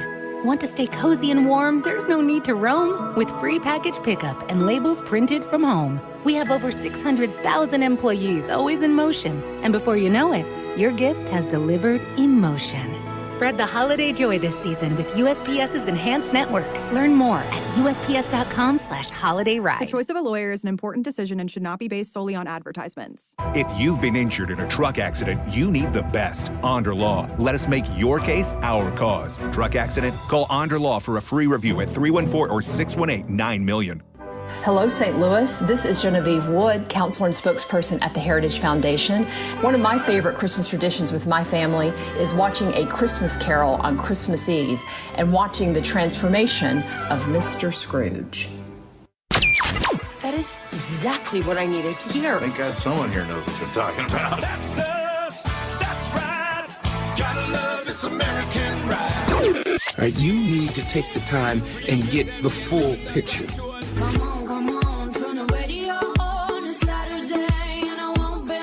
Don't get me wrong, I love the ladies. I mean, they rev my engine, but they don't belong in the newsroom. It is Anchor Man, not Anchor Lady. What do you want from me? I'm not America's sweetheart. Goodness sake, kid. Keep your voice down. Your father's listening to the radio. I'm not America's sweetheart. This is the Annie Fry Show. Welcome back to the Annie Fry Show. We are so glad to be with you. It's very chilly outside today here in St. Louis and feels very much so like the Christmas season. We have been talking this weekend or this week so far about the food drive that we did and making sure that we do everything we can this week to push that generosity that we can have from our community to the St. Louis Area Food Bank. We raised over $7,000 yesterday, filled up all the bins at Ruler Foods, but we still have the opportunity for you to donate. If you go to the description of the Annie Fry YouTube live broadcast right now, you can find that. Let's get to our friend Tyrus. You're becoming like my most stable relationship. Enough said. Tyrus, welcome back to the Annie Fry Show. Are you having a good Christmas season so far? We started off on a light note. Yeah, as far as my Grinch-dom goes, it's right on pace with every other year. Are you a Grinch? Oh, I'm a huge Grinch. What makes you Grinchy about the holiday season? Grinch is the most honest Christmas. It's about, I hate packages and presents and the commercialism. I mean, that's what the Grinch represents. Okay. I'm more about, instead of getting every color or a new iPhone every year, just get one thing, because the Grinch was an environmentalist. Because all he was really, his message was, all your stuff that you buy ends up junk. Yeah. And, in his garbage, and he is, and so, there's a good point to that. There's a lot we can learn from the Grinch, I kind of like that thought. I'm not really a big Grinch. I don't like. who's your favorite You know, Grinch in the everyone's movies? so into Santa Claus. I mean, no respect for boundaries. You know, slides in at night when everyone's sleeping, walks around the house like he owns the place, eats your food, Yeah. never a thank you note, you know, makes dad look bad. Like, I'm just not a fan. Tyrus, have you ever dressed up in matching pajamas with your family with your name on them? No, I'm a man. I play outside. Okay. Ryan does it all the time, not even at Christmas. I wasn't asking for myself. I was just asking whether you had. No, that's above my pay grade. So Tyrus, let me ask you this. What's your favorite version of the Grinch? Are you a Jim Carrey guy, or are you just straight up Dr. Jim Seuss? Carrey, nailed it. The classic one is Jim Carrey. That's it. My favorite Christmas movie is It's a Wonderful Life. Do you like that one? No, it's Die Hard and The Grinch. Die Hard? Oh, we're going to do that. I watched You Die don't Hard. want to go there with me. I just had to. I mean, if you do, I'm just letting you know. I will go full regalia on social media. You don't want to end up like Glenn Jacobs, the mayor of Tennessee, who's caught the wrath of his refusing to accept Die Hard as a Christmas movie. Everybody has their line. This is Yeah, yours. you know, if Christmas don't start till Hans Gruber falls. Sorry. Has that happened for you? I watched it for the very first time last year opening presents. This is the first time I ever saw Die Hard. Only to find out if it was a Christmas movie or not. And it is. Just go ahead. Just do it. No, I don't like the movie enough to defend it. I'm not, especially against Tyrus. Are you kidding me? Wait. You don't even like it? Oh, boy. See, look what you did, Ryan. Well, no, listen. Wow. Listen. How many years have I been coming on this show? I've been living a lie. The movie, if I'd have seen it when it was made, it's just taking it out of the decade with which a movie like that is originally intended and comparing it to the action movies of today. You can say the same thing about me. So. Okay. Greg Gutfeld, we find out that he is a father. That's pretty exciting. You guys have been pulling double duty on the Gutfeld show. And I got to say, it's been in my opinion, one of the key things throughout the course of 2025 or 2024 and the election, but now going into 2025, that has really affected the culture of politics. What do you think wrapping up the year right now with that show, with the strong cast that you guys have of people who fill those chairs every night? What do you think about the impact the Gutfeld show has had? I think it's good that people got back to just laughing and having a good time. I think it's good that people stopped listening to negativity. Even if we disagree with someone, it's jokes, and we never really go that far. We don't go after anybody. We do call out BS when we see it. And but at the end of the day, you got to be able to make fun of yourself, and I'm pretty good at making fun of myself. So it's just have fun, and I think the American people like that. It's nice to see people can laugh and tell people what they like to watch without being shunned or hissed at. Mm-hmm. So it's kind of fun to watch it come full circle. Now we get guests, all from all aisles and spectrums and stuff. I had Undertaker and Kane on, and that was kind of cool, and we're starting to get more and more people that maybe lean a little left that want to come on the show, and so it's good, I think that's going to be one of the things I'm most interested in going into when Donald Trump becomes the president, because Trump continues to say this too. He's like, people actually like me now. I'm more popular than I've ever been. I would think that Gutfeld would be a beneficiary of that, as people have obviously tuned into your show. I'm watching Jimmy Kimmel handle the wake of the election results. It's not even entertaining for me to watch. It's so depressingly sad. It's sad. It's selfish, arrogant, and here's the thing: when President Trump lost the election in the previous one, I don't remember crying on TV. I think I would remember that. I would think that would be a clip that would surface. I don't remember complaining. We just went on and started making fun of the next. It wasn't worth, because at the end of the day, who you vote for you're not always going to get what you want. And for me to go on there and to cry and complain to people watch and look to me, because whether you like it or not, there's certain people that watch you on TV and they trust your judgment and they think you know things they don't. And to act like a child when you don't get your way, or, try to push really irresponsible narratives. is just a bad thing. I never thought Kimmel was a super funny guy. I thought he was like in football, I would call him a game manager. He was on a big network and he got all the big stars. And here's the thing. It's not enough to have celebrities on anymore. Mm-hmm. This election proved that and you're making woke movies and a lot of these celebrities who went out of their way and took money to endorse and things like that, I think they're going to have a hard time getting people to watch them on movies because they've alienated half the country, and I'd say even more than that. And the fact that when you don't get your way, to double down and make it worse. I mean, I don't see where Kimmel goes with this. I don't see how he comes back from this. ABC in itself, they would have to have a complete overhaul. And instead, unfortunately, there's going to be a few, like what's left, some of the opinion people on MSNBC and things like that. They rather, like, I don't know how to tell them this. I'm not a captain, but the Titanic sunk. And it's not coming back, you know. Yeah. No matter what they do, President Trump got his 2 terms. He brought the country together. He has people on his staff from all sides of the aisle, friends, foes, you name it. If he thinks it can help the country, he's like, come on in. He even sat down with people who called him Hitler and and pushed the whole Joe Biden was so, Joe and Meek and all that stuff. And he's willing to sit at the table with anyone if you have good ideas. And instead of taking that moment, Kimmel would continue to push things that just aren't true. Mm-hmm. So shame on him. And I don't think, like I said, I can't remember the last time one of my buddies was like, yo, I heard this joke on the Kimmel show. Yeah. You know what I'm saying? Like, just not happening. But, good for us. Sure. Yeah, I think that Gutfeld's been a huge beneficiary of the downward spiral of these more predictable people on the networks. One of the things I did see Kimmel, and my consumption of him is when he does something particularly unfunny and absurd, usually it makes its way through X, but he was going through and reading some of those conversations that his producers were having. These people who are obsessing over this murderer, he's a suspect, of course, in the murder of the United Healthcare CEO.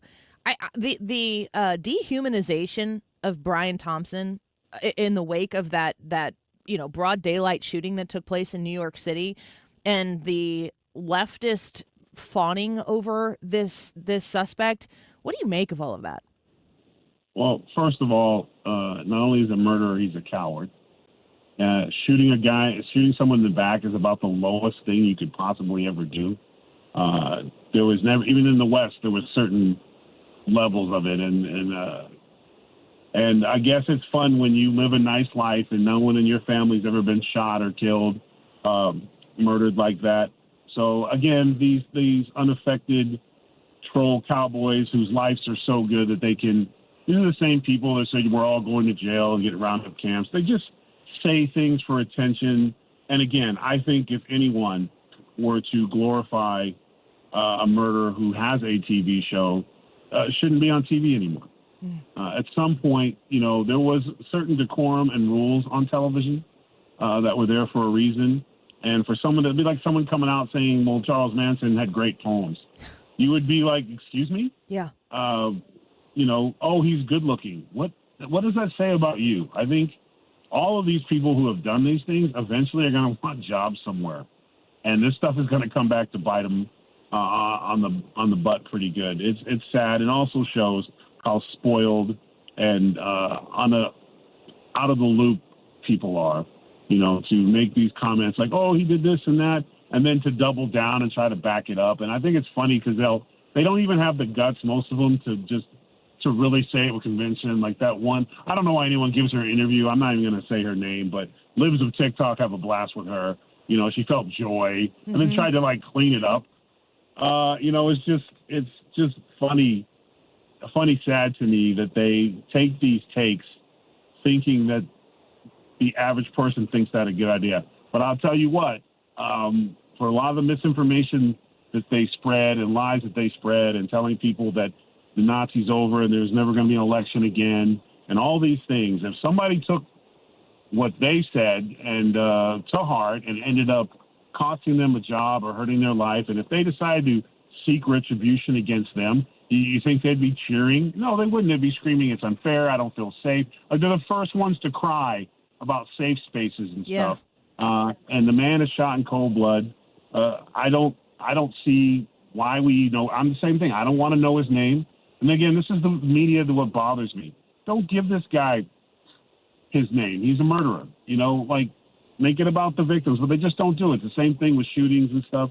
Although it is getting better where they won't, put the guy's face up. But this guy's face has been up 24/7. And then, of course, we just have a lot of attention-seeking people who don't have much to do on their times, and they think they're so rebellious and so cool backing a murderer. But, if it ever happened to you, one of your family members, I don't think you would be doing the same thing. Yeah, I just think about that's one of the unfortunate beauties of being an American citizen. You're allowed to sit back in the comfort of your home and your gated community and say things like defund the police and good for him, and until it happens to you. Yeah. And then all of a sudden there's complete outrage. It's like the BLM leader or wanted to defund the police and all that stuff, and then her U-Haul got stolen, and then she's upset because they're not doing enough and they're not doing anything fast enough. So it's always, to me, be careful because karma's funny. No, for sure. I always tell my oldest daughter, karma's only a witch if you are, and I just take that with you. Yep. Last question before we go. Those drones, you live in New Jersey or the New York area, I think. I saw them above my house. Did you? I saw them above my house. And what do you think they are? I watch a lot of Skinwalker's Ranch, so I can't really, I think there's more proof that it's a bunch of aliens just trying to get their reality TV show fixed before they take off to Venus. Then I believe that Iran has drones out there. I mean, the fact that Iran would send anything right now, given the fact that they are a conversation away from not existing anymore, with Israel basically plucking their feathers like a chicken. You know what I'm saying? They have no air defense. They're at the will of Israel to be existing as a country right now. For them to send off drones, I think you might want to. Again, I don't know what is what, but for me, I'm leaning more towards it's more like Skinwalker Ranch. They say it's drones, but they seem to be flying higher than the helicopters that were flying around looking at them. Yeah. They're definitely not within a gunshot. They're pretty high up there. But you've seen them with your own eyes. Yep. Yep. My daughter and my wife were on the third floor. They were looking at them, taking pictures and videos and stuff. And of course, then my daughter was like, I think they said hello. So that's why that was on video. So they're I'm probably not here to see Georgie. That's probably what's going on here right now. Yeah, well, they're not taking me. I'm not going to fit in the ship. So, nothing more embarrassing than being beamed up by an alien and your shoulders are stuck in the port. Then they got to put me back. It's just, it's a bad look for everyone. So it's a great self-defense, though, when you think about it. When you put it that way, I think maybe some envy there. It's a big one. We don't have the tech for that yet, sir. Tyrus, we love you. Thanks for being with us today. Always a pleasure. Yeah, especially this time. We appreciate you. That's like a Family Guy episode or something. That actually sounds like The Simpsons. Like Homer gets stuck getting beamed on. I wonder if I've actually seen that. Tyrus says it's a big one. Oh no, it's a big one. We're not prepared. The hole's not big enough. We gotta right this mothership and get Lieutenant General Keith Kellogg on when we come back. It's always great to have Tyrus on. Always great. We're gonna make that a short video and make sure we tweet it at Tyrus and see if he wants everybody else to hear what he just said. I don't know. Sometimes he says those things on here, and he said it last night on Gutfeld. I didn't get a chance to watch it last night, but he's great. Let's take a quick break. Lieutenant General Keith Kellogg next.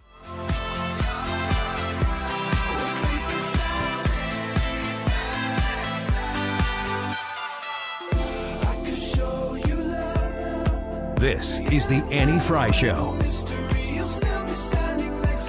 Follow Annie on X at Annie Fry Show.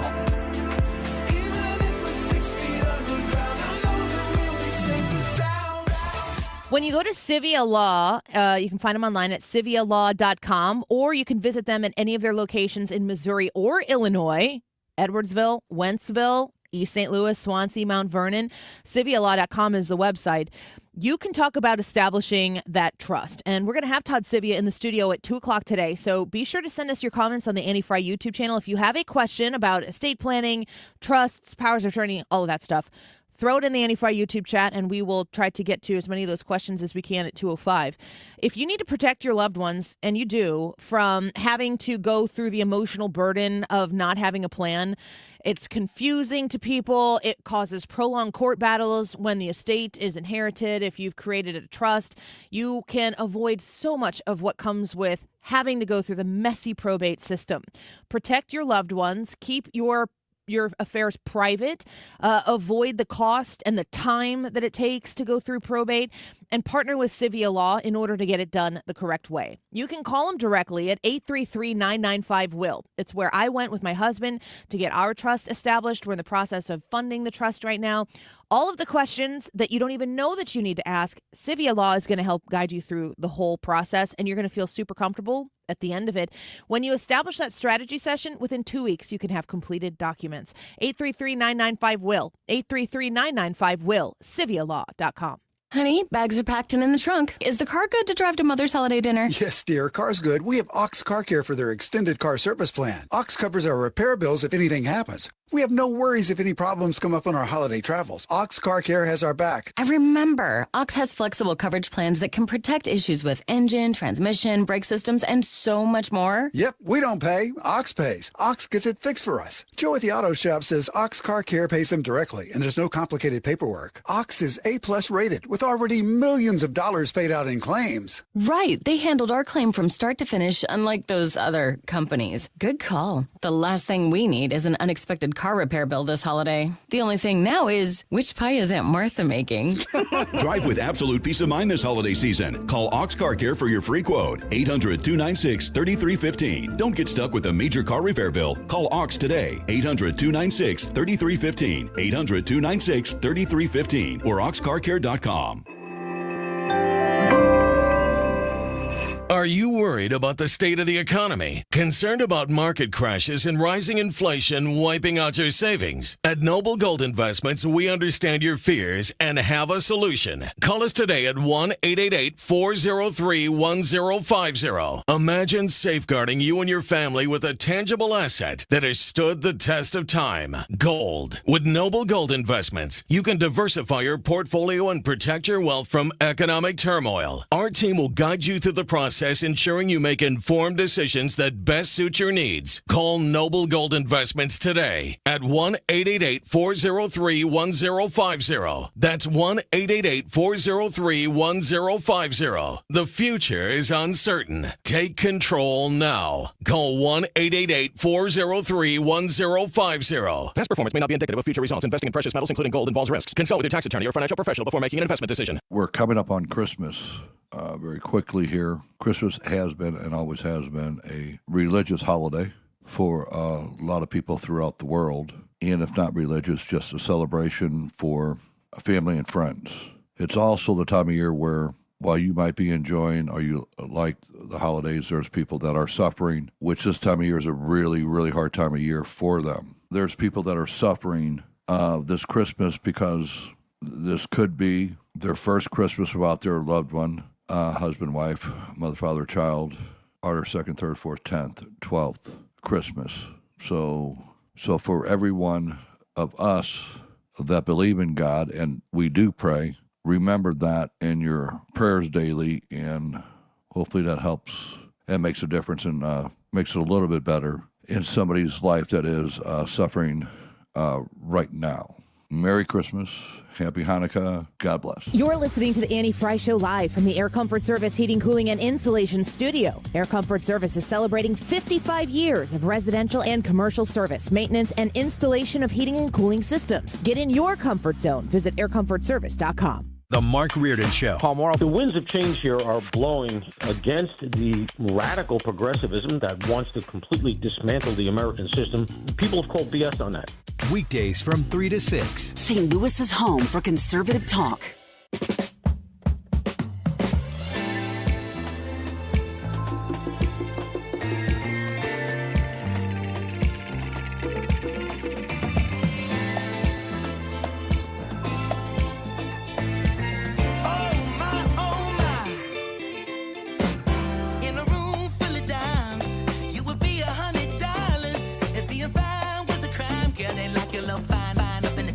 This is the Annie Fry Show.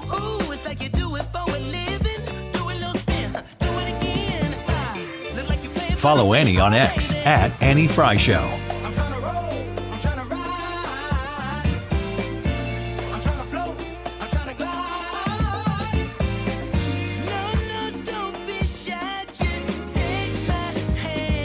The foreign policy of the current administration, the Biden administration, has been pretty disastrous, certainly in that part of the world. There's a lot of mayhem that has ensued that would never have happened under President Trump's hand and watch. I don't think President Biden can take credit for anything happening over there. It's a great development to have Assad, a brutal dictator, taken down out of his position.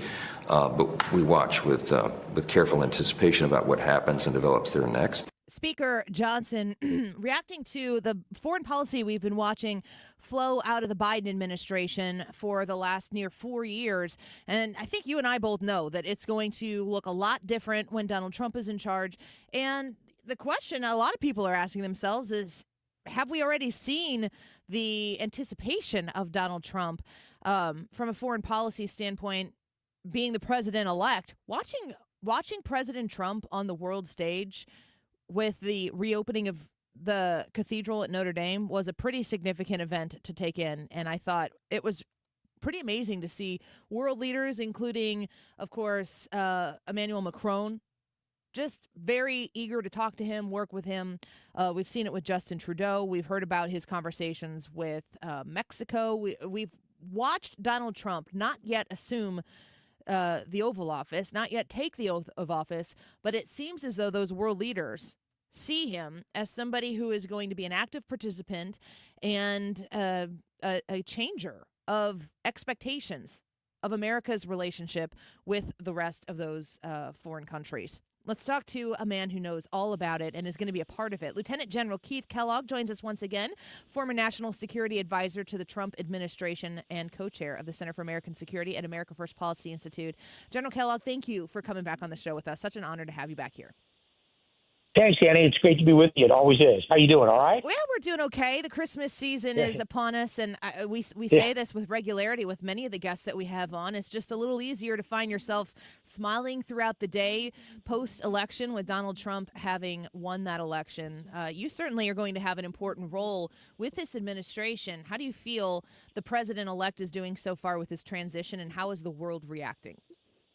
Yeah, it's a great question, Annie. I think the world is reacting as I honestly thought they would, with a little bit of relief, and the relief in the fact that you have somebody who is a proven leader, everybody kind of knows who he is and what he has done, and there's going to be some stability back in the world, and some very, very, what I think, positive leadership. And I think the world sees that. I see it as well, and I think the American people see it too. That's the reason why I was not surprised about how the victory turned out. I mean, we were pretty confident during the campaign, in the late stages, that we were going to do quite well, especially in the swing states, and it turned out. So I think it's going to go good, and I think there's a lot of good things that are going to happen, and I'm very confident that this is just the start of it. And I was asked a question about a year ago: what happens if Trump wins? When will the change occur? 20 January, 21, 22 January? No, it's going to happen on the 6th of November. And I think I've been proven right that the world has kind of adjusted itself to his winning and what he's doing. So I feel pretty good about it. I think we all feel pretty confident about it. I think good things are in store for America. Yeah, I completely agree with that. That's been my very novice observation as well. Interesting to watch President Trump on a national stage at the reopening of the cathedral at Notre Dame, be around some of these European world leaders. And there just seemed to be a general welcome towards Donald Trump that, I don't know, we've spent 4 years hearing that he's the worst man to walk the face of the earth. And then to see people welcome him in, and even the First Lady sitting next to him not showing great disdain for him. Is the president poised to have an effect on his ability to, relate with the rest of the world, but also domestically, in a better position now than maybe he would have even been had he won re-election in 2020? Yeah, I think he has a better opportunity to change than he did if he'd won back-to-back victories in a presidential election. I think it was good for America that he lost that election, and then he's coming back on this time because I think America realized, okay, we need a major reset. I think the pendulum swung so far to the left that America just said, whoa, wait a second. We didn't want it to go this far. And they realized kind of who he is as a person. And I think you see that when he was greeted in Notre Dame, that he went there and people responded to that in a very, very positive way because they know who he is. You know, I've said this before, Annie. I know President Trump from being with him from 2015 on. I know that he, basically what I would call the private Trump. And everybody had it so wrong that looked at it externally that didn't really know him. I said, you missed some of the qualities about a Donald J. Trump. And I was pretty basic, and I've said this publicly. And I think I said I'd ask your listeners to think about it this way. I said, Donald J. Trump has been married 3 times. His first wife, unfortunately, has passed away, Ivana. But he's had 5 children from 3 different marriages. All of the children adore him, and I've seen that. They just adore him, as does his current wife and his previous wives as well. Tell me a family that's like that. Even the Reagan family wasn't like that. Michael Reagan didn't like his dad at all.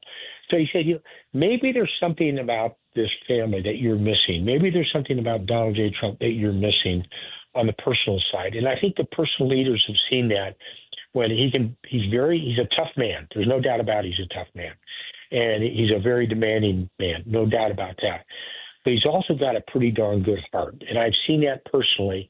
And sometimes he doesn't want, and you and I have talked about this on a previous show, sometimes he doesn't want to show it, but it comes through. And I've seen that on a very personal level when he's acted with soldiers, when he's traveled to see soldiers, when he's traveled to be with people. He's got an incredibly common touch, which I think speaks well of him. And I say that, obviously it sounds partisan, and it is. But I said, I think this time a lot of people in America saw that, but it took that shooting in Butler, Pennsylvania, for them to realize the kind of guy he was when he stood up and said, fight, fight, fight, and wasn't backing down, didn't cower, didn't fall to the ground, didn't, rush to the car. He stood up because we didn't know, was there another shooter, second shooter, third shooter, fourth shooter? And I think Americans saw that, and they said, well, maybe we misread this guy. And then on the election, I think on 5 November, I think America said, all right, let's give this guy a chance. And I think now everybody's kind of saying, okay, maybe we had him, some of us had this guy wrong.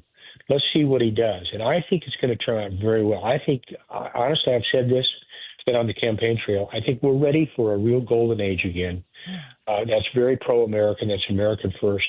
And I think we're going to feel really good about being an American again. Oh, it's such a positive and strong endorsement for President Trump. We're speaking with General Keith Kellogg here on the Annie Fry Show.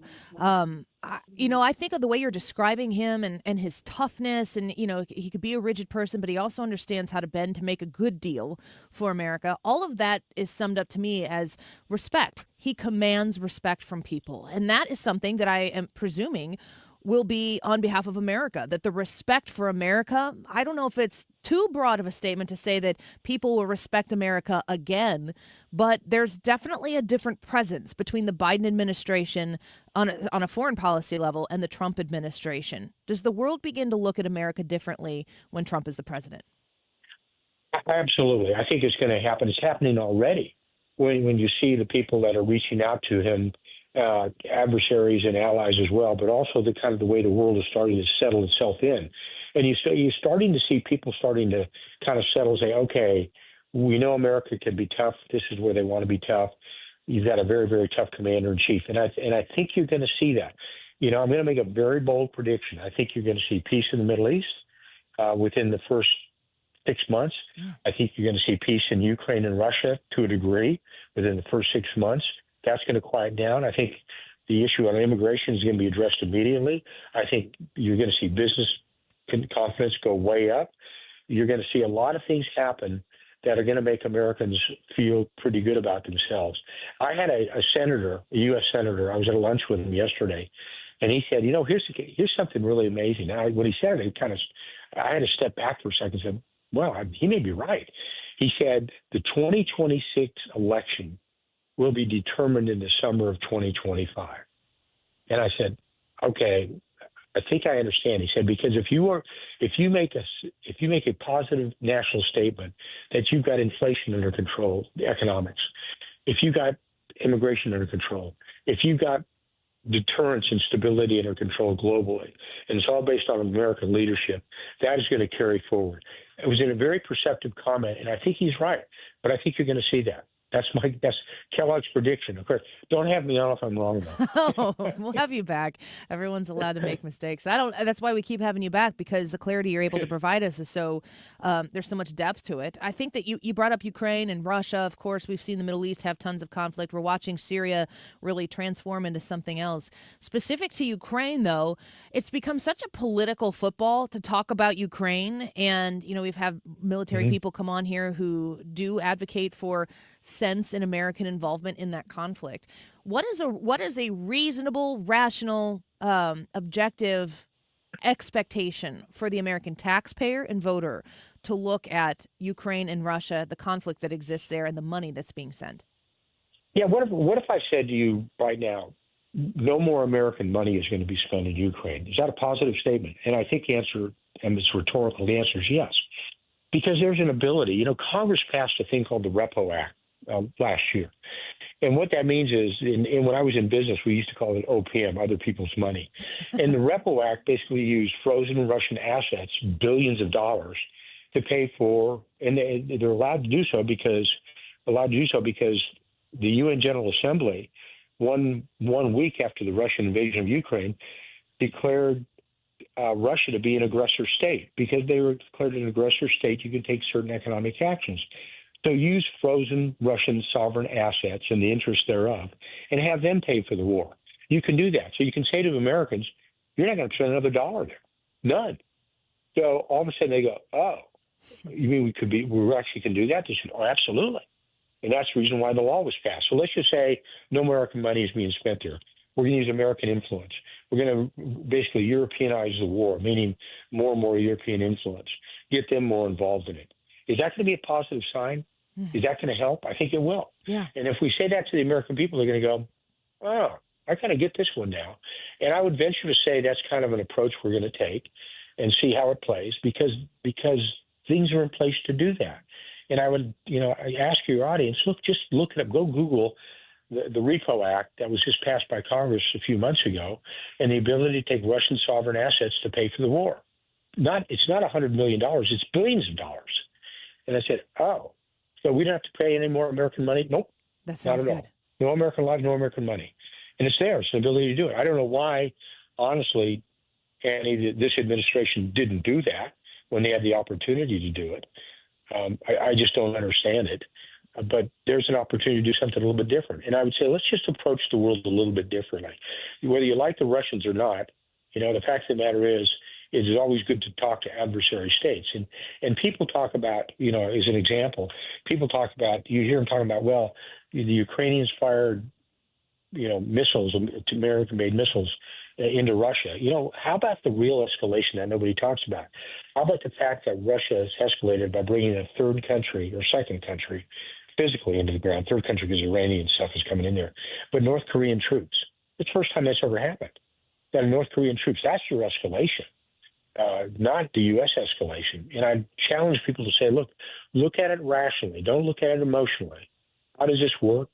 How Russia is it may be an adversary. By the way, adversary by doctrine is not necessarily an enemy, but an adversary state. How do we deal with them? Because they are a nuclear power.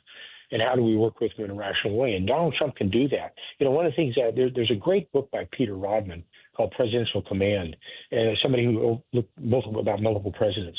And he said two of the strengths of American presidents when they're successful, one is they do a lot of stuff of intuition because they know how to do stuff.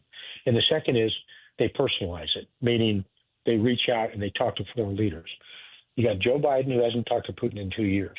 He hadn't even talked to really the Saudis almost a year.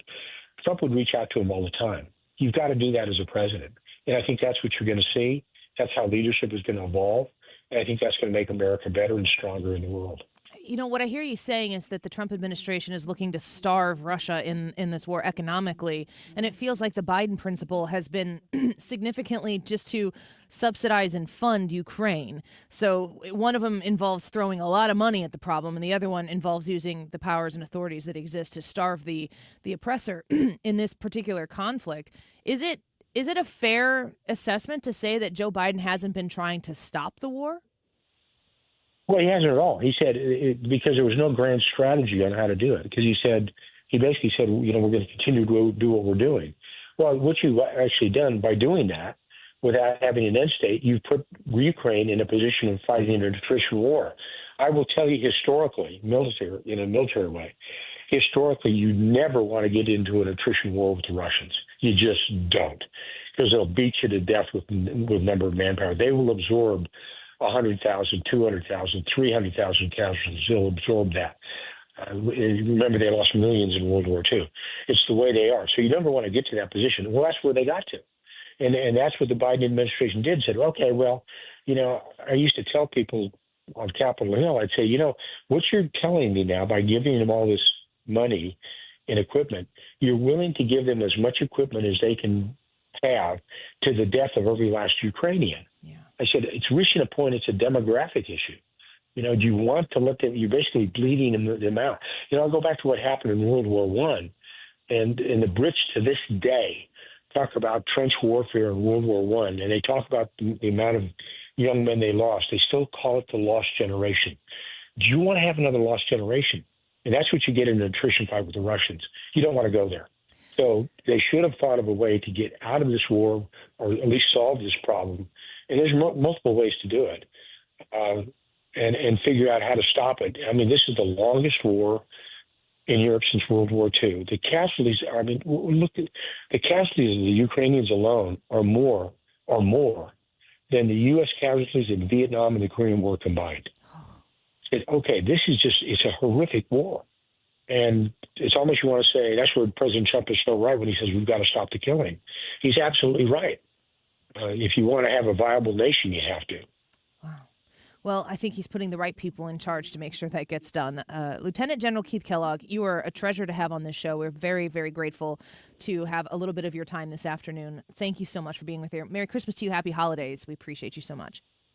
Thanks, Annie. Same to you. Bye. Thank you. Bye-bye. It was everything I could do to say you fell victim to one of the classic blunders. Never getting involved in a land war in Asia, but he's so serious and close to the actual problem. I'm like, if he's not familiar with The Princess Bride, I will never be able to show face to Lieutenant General Keith Kellogg for quoting the Sicilian to him. So I didn't, but I am saying it to you because you guys know me. I don't pretend. The Princess Bride is peak understanding of war strategy for me, which is why we have experts on. When you think about the way he's setting this up, and we got to take a break here, but when you think about the way he's explaining the Biden administration strategy versus what the Trump administration strategy is, Trump's going to come in and try to starve off any assets and abilities that the Russians have to continue this type of killing. And Joe Biden's like, just keep writing checks to the Ukrainians, to the point where you hear Lieutenant General Keith Kellogg talking about it in a way that's like, okay, we can do this, but we're going to do it to the last death in Ukraine. Something's got to give, and the American people agreed in November. Thank the Lord. Quick break. When we come back, I think Ryan's going to finish up his list of how to be a great Christmas party guest, so you're going to want to stick around for that. I promise you, maybe Ethan will come back in here and we'll have more conversation with him as well, if we're blessed in order to do that. Let's take a quick break. Vote in the YouTube live chat poll. Whose drones? Iran/China, U.S. government, aliens, or something else? Andy Fry YouTube channel. Wiggins back in studio with us next. This is the Annie Fry Show. Find the podcast, on-demand audio, and more at 971talk.com/Annie. STS-armory.com is the website. You can go visit if you are looking to shop at STS Armory. They are there waiting for you to come say hi. Mention the Annie Fry Show when you go in. Katie and Jesse Johnson, they're waiting to say hi to you right now in Pontoon Beach, Illinois, moving to their brand new location, which is not too far away from their current location. But big things are happening at STS Armory, and you want to be a part of that. Christmas shopping, it's a pretty fun place to go. And when people are opening their Christmas gifts, if they're opening something that comes from STS Armory, they're going to be pretty happy about that. I am a frequenter of STS Armory, and I trust their advice and their guidance when it comes to buying the right thing for the right purpose, or the accessories, the ammunition, the safety devices, the security, and also the education.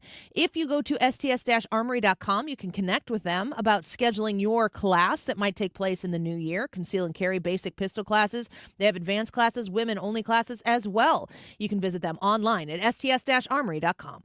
Prescription products require completion of an online medication consultation with an independent healthcare provider through the LifeMD platform and are only available if prescribed. Subscription required. Individual results may vary. Additional restrictions apply at lifemd.com. Read all warnings before using GLP-1s. Side effects may include a risk of thyroid C-cell tumors. Do not use GLP-1s if you or your family have a history of thyroid cancer. Should GLP-1 weight loss medication like Wegovy and Zepbound cost hundreds of dollars? We don't think so. TryLifeMD.com helps provide insurance access to the leading GLP-1 medications. Visit TryLifeMD.com to get your free insurance benefits check and see your eligibility in minutes. Listen to Tara's story after losing 42 pounds. You just take your shot. It doesn't feel like you're on a diet. What I wasn't expecting it to do was to shut off the food noise. I'd gone from 237 to 195. This was life-altering, and if I can do it, I feel like anybody can do it. Get started right now with your free insurance benefits check and see your eligibility for coverage in minutes at TryLifeMD.com. That's TryLifeMD.com. Hey, it's Mark Reardon. If you're nearing retirement or already retired, call my friends Thomas Helbig and Bob Kershaw with the Retirement Advisory Group. They'll show you how linking to the market is much safer than owning the market for your retirement savings. They're the official financial advisors of my show. Go to retirementkey.com. Guys, it's time to take charge of your health with my friends at Victory Men's Health. Mark Cox here. I already love what they do at Victory. They do hormone optimization, sexual health, weight loss, even vitamin deficiencies. Now they're offering specialty cardiovascular testing and even early detection cancer screening. Visit them at one of their 4 great locations, now in Sunset Hills, Town and Country, O'Fallon, Missouri, and O'Fallon, Illinois. Tell them Mark Cox sent you.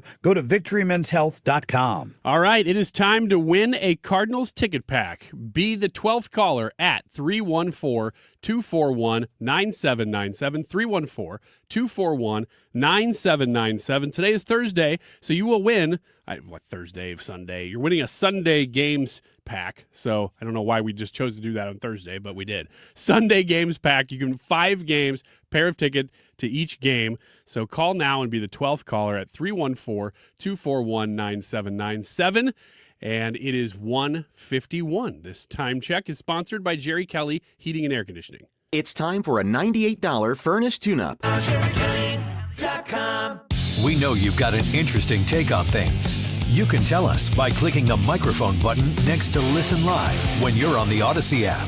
Record a short message for us to hear when you tune into 97.1 on the Odyssey app.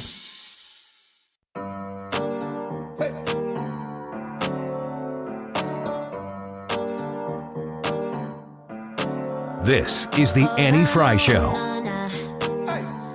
The Annie Fry Show is streaming online. Watch us live on YouTube and subscribe.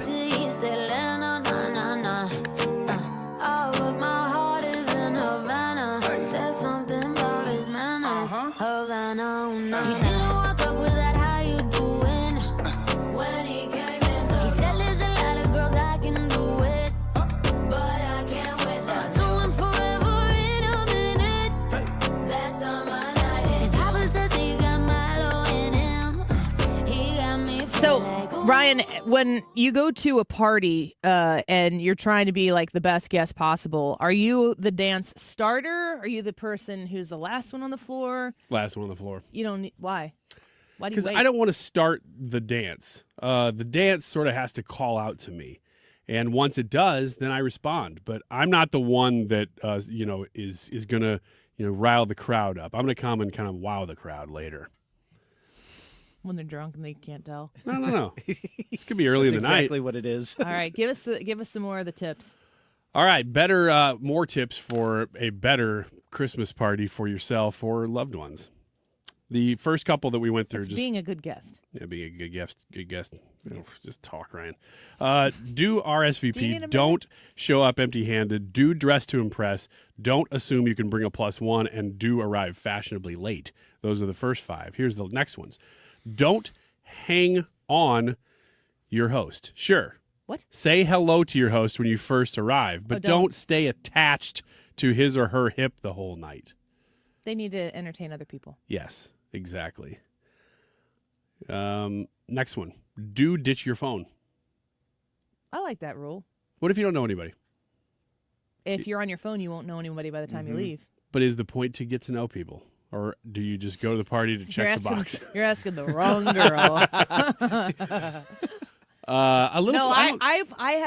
I have learned to sit without my phone on the table and just be present. And sometimes I feel like if I saw someone doing that, I'd be like, wow, that person is super confident.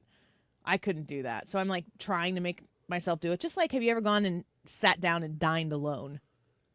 Mm-hmm. Yeah, it's been a while. Without your phone on? No. And looking on your phone? No. Do you? Regularly? No, but yeah, I have. Just sit there. Like if you've ever seen somebody in a restaurant sitting there eating a meal, not needing to be entertained by their phone or accompanied by their phone, it's like, oh, okay. That's what we used to, like, half of our life was like that. Tell you what, But it's not like that anymore. I don't think people can do it. 2 weekends ago, I almost raw dogged a flight to Florida. Oh, Ryan. Okay. Yeah, that's right. Why didn't you? Because you're weak?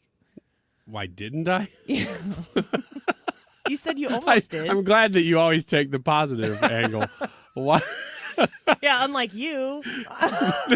You almost raw dogged it, but you failed, did you? Well, you could almost do a lot of things. Maybe you almost flew the plane too, but you decided not to. How come? I did not do that because the plane would not take off. Door was locked. No, I just got bored enough at the end that I'm like, okay, I'll do a little work on my phone. But I basically sat there and just kind of hung out. It wasn't a long flight. It was like an hour-and-a-half flight. Did you keep leaning to the people next to you going, hey? Hey, I'm raw dogging.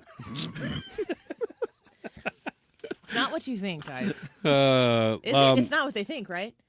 I don't know what you think. You tell me what you think, and I'll tell you whether or not I did that. Having that conversation. Don't get sloshed at your next party. Yeah.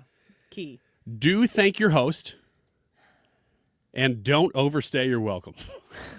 Don't be early. Don't stay too late. And don't stay too late. Which one are you more likely to do? Stay late. No way. Oh, yeah. No way. You went to the Christmas party to eat toasted raviolis, and then you left as fast as you could. Well, because I had to go pick up my son, but once I get into conversation. You were putting T-Ravs in your pockets on the way out the door. That did not happen. Live in your world. You go live in whatever world you want. I'll just stand over here and say yes. The weird thing was the cupped marinara in your hand. We'll be right back. Okay.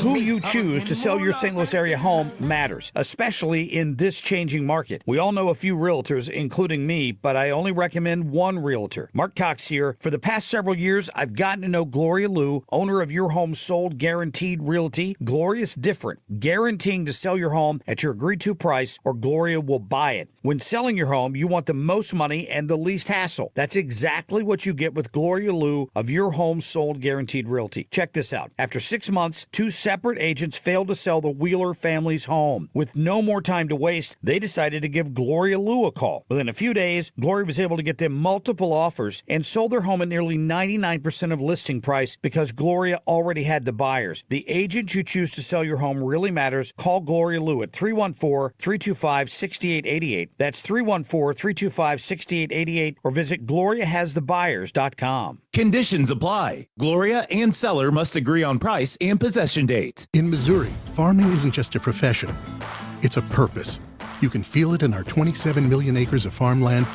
You can see it in the nearly 41,000 Missourians who work in agriculture. You can hear it at our farmers markets. You can count it in the $93.7 billion it brings our state. And you can taste it at your family's dinner table. A lot of farmers in our state rely on Bayer's tools and inventions because Bayer has a purpose too. to help farmers thrive. Learn more at go.bayer.com/purpose. Paid for by Bayer. Why do the national tax resolution firms need the tiny fine print at the bottom of all their TV ads? Hi, this is Lance Drury with the Lance Drury Law Firm. You don't hear fast-talking disclaimers in our ads because the claims we make are 100% transparent. The Lance Drury Law Firm primarily focuses on one thing, IRS problems, and we're regulated by the Bar Association, and we have a AAA rating with the Better Business Bureau. IRS issues are serious legal issues. The Lance Drury Law Firm has helped thousands of clients navigate the best resolution plans, and we tell you up front exactly how much it'll cost. Tax resolution law is all we do. So before you send money to some out-of-town, high-pressure salesperson, give us a call at the Lance Drury Law Firm, located right here in St. Louis. Call today to schedule your free consultation with me, 314-260-6120, or visit LanceDruryLaw.com. The choice of a lawyer is an important decision and should not be based solely upon advertisements. It's Mark Reardon for New Perspective Senior Living in Weldon Spring. It's a brand new, beautiful facility that offers state-of-the-art independent and assisted living and a memory care facility. They have holiday specials on select apartments right now. New Perspective is redefining senior living. But just don't take my word for it. Call to schedule a free lunch and activity to experience it for yourself. Visit npseniorliving.com. That's N as in Nancy, P as in Paul, seniorliving.com. KFTK FM Florissant. From the Under Law Injury Lawyers, GetJim.com studio. That's GetJim.com. 97.1 FM Talk. Always live on the free Odyssey app. Reassurance from the White House about unexplained drones. I'm Lisa Brady, Fox News. We have no evidence at this time that the reported drone sightings pose a national security or a public safety threat, or have a foreign nexus. National Security Communications Advisor John Kirby says federal, state, and local law enforcement have not been able to corroborate any of the reported visual sightings. Upon review of available imagery, it appears that many of the reported sightings are actually manned aircraft that are being operated lawfully. But Kirby says the investigation continues. He's also urging Congress to expand counter-drone authority, saying the sightings highlight a gap in oversight. A watchdog report on the Capitol riot says the FBI should have done more to collect intelligence before January 6th. It also finds that 26 FBI informants were in D.C. for election-related protests that day, and 3 either entered the building or a restricted area outside, but were not authorized to do that or to encourage others to break the law. Outgoing FBI Director Christopher Wray has denied that sources or agents instigated violence. If you are asking whether the violence at the Capitol on January 6th was part of some operation orchestrated by FBI sources and or agents, the answer is emphatically You're saying no? No. The review by the Justice Department Inspector General began days after the riot, following revelations that an FBI field office bulletin the day before warned of the potential for war at the Capitol. A week after the killing of a healthcare executive, posters targeting other CEOs in New York City. A police spokesperson said the NYPD is aware of the posters, which have also been highlighted on TikTok. They became more commonly seen following Brian Thompson's killing. The alleged act of Luigi Mangione, currently held in Pennsylvania on a second-degree murder charge, is seen as acceptable by some who are critical of the health insurance industry. Fox's Gernal Scott. America's listening to Fox News. The holidays mean more travel, more shopping, more time online, and more personal info in more places that could expose you more to identity theft. But LifeLock monitors millions of data points per second. If your identity is stolen, our US-based restoration specialists will fix it, guaranteed, or your money back. Don't face drained accounts, fraudulent loans, or financial losses alone. Get more holiday fun and less holiday worry with LifeLock. Save up to 40% your first year with promo code NEWS. Visit LifeLock.com. Terms apply. Want to play a game with me and Dad? Mommy's not feeling good. You need to vaporize that cold. Vaporize? Yeah, with DayQuil VapoCool. It's DayQuil plus a rush of Vicks vapors. Whoa. Come on, honey. Let's let Mommy rest. You guys are amazing. And so is DayQuil VapoCool. DayQuil VapoCool, the vaporizing daytime coughing, aching, fever, power through your day medicine. And to vaporize sore throat pain, try Vicks VapoCool drops. Use as directed. Keep out of reach of children.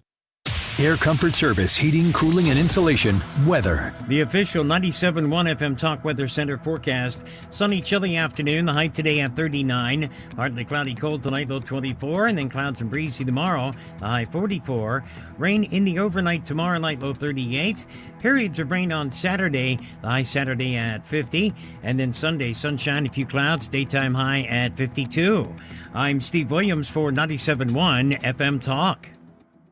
If you have unfiled taxes or are in debt to the IRS, this is important news. Did you know the IRS has programs specifically designed to help people struggling with tax debt? Powerful tax assistance programs that can save you thousands if you qualify. No one knows these programs better than the experts at Optima Tax Relief, America's most trusted tax resolution firm, A-rated by the Better Business Bureau. Their award-winning team of tax attorneys and licensed professionals have resolved over $1 billion of tax debt for their clients. One call to Optima can start the process, helping to end your worries about wage garnishment, asset seizure, and other IRS actions. Make sure you're getting the best options to solve your tax problems. Call the experts at Optima today for a free confidential consultation. Call 800-987-6122. 800-987-6122. 800-987-6122. Optima Tax Relief.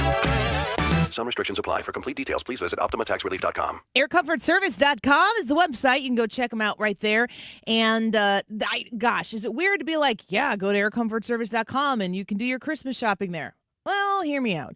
Did you know that they have monthly plans? They have the ability for you to sign up with them on a maintenance plan that's going to keep you from having to anticipate some of those very expensive repairs that when you put off the maintenance, that ends up costing you a lot more money down the road. If you have somebody in your life that needs a little extra assistance keeping up with the maintenance of things around their house, now I can think of two categories of people where this might be the case very much. So maybe an older generation, then maybe there's just, there's a widow, a widower, and it's just harder to keep up with those types of things. Put it in the hands of the experts at Air Comfort Service to manage that HVAC system. Or the other generation, the people who are in their house for the first time, and they don't really know about how to manage these things. For $15 a month, you can have this maintenance plan, and it is a great gift because you're saving themselves probably a lot of money over the course of time of avoiding those high-cost maintenance fees that come with stuff that you didn't really care for because, A, you didn't know what you're doing, or B, maybe you're just not capable of doing it. Call Air Comfort Service at 314-513-0091, 314-513-0091, or hit them up online at aircomfortservice.com. Here's another great reason to use the United States Postal Service this season. When sending a package, why venture outside? Ship with USPS for a true holiday ride. Want to stay cozy and warm? There's no need to roam. With free package pickup and labels printed from home. We have over 600,000 employees always in motion. And before you know it, your gift has delivered emotion.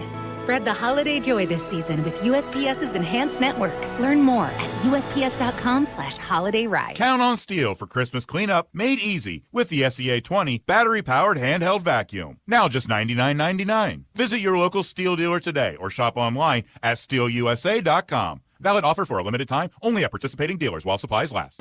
Hi, this is Fred Bottomer from The Mark Reardon Show, inviting you to donate blood at the Odyssey Holiday Heroes Blood Drive. Please call 1-800-RED-CROSS to schedule an appointment or visit redcrossblood.org. Use sponsor code Odyssey. That is exactly what I needed to hear. Thank God someone here knows what they're talking about. That's us. That's right. Gotta love this American ride. All right, you need to take the time and get the full picture. Come on, turn the radio on. It's Saturday and I won't be long. Don't get me wrong, I love the ladies. I mean, they rev my engine, but they don't belong in the newsroom. It is Anchor Man, not Anchor Lady. What do you want from me? I'm not America's sweetheart. Goodness sake, kid. Keep your voice down. Your father's listening to the radio. I'm not America's sweetheart. This is the Annie Fry Show. Well, happy Thursday. We're glad that you're here with us, 207 in St. Louis, and we are very excited to have my friend and a partner here on the Annie Fry Show, Todd Sivia, in studio. Todd, welcome back. Welcome. What's the world like in the estate planning industry in the holiday season? Do things do you decrease your busyness or does it increase? Well, from the estate planning, it kind of slows down. Mm-hmm. But our litigation side, that's usually where things kind of wrap up, and everybody wants to settle cases at the end of the year. So, from our litigation side, trying to end probates and guardianships and stuff like that. They try to do it before the end of the year for tax purposes. That kind of gets a little bit busier, I suppose. That's a little bit busier. Sivialaw.com, if you're interested in learning more about Todd Sivia and his law firm. They've got 5 locations. They are on both sides of the river in Missouri. Check them out in Wentzville in Illinois. You can see them in Edwardsville, East Alton, Mount Vernon, and what's the one? I don't have the points up, but that's all from memory. East Alton... Edwardsville, Swansea. Swansea is the one. Yeah. I wanted to ask you to go through with us the process a little bit of estate planning. Now, I have personally got my trust done with Todd Sivia and his wonderful staff at the Edwardsville location, and we're in the process of funding the trust right now.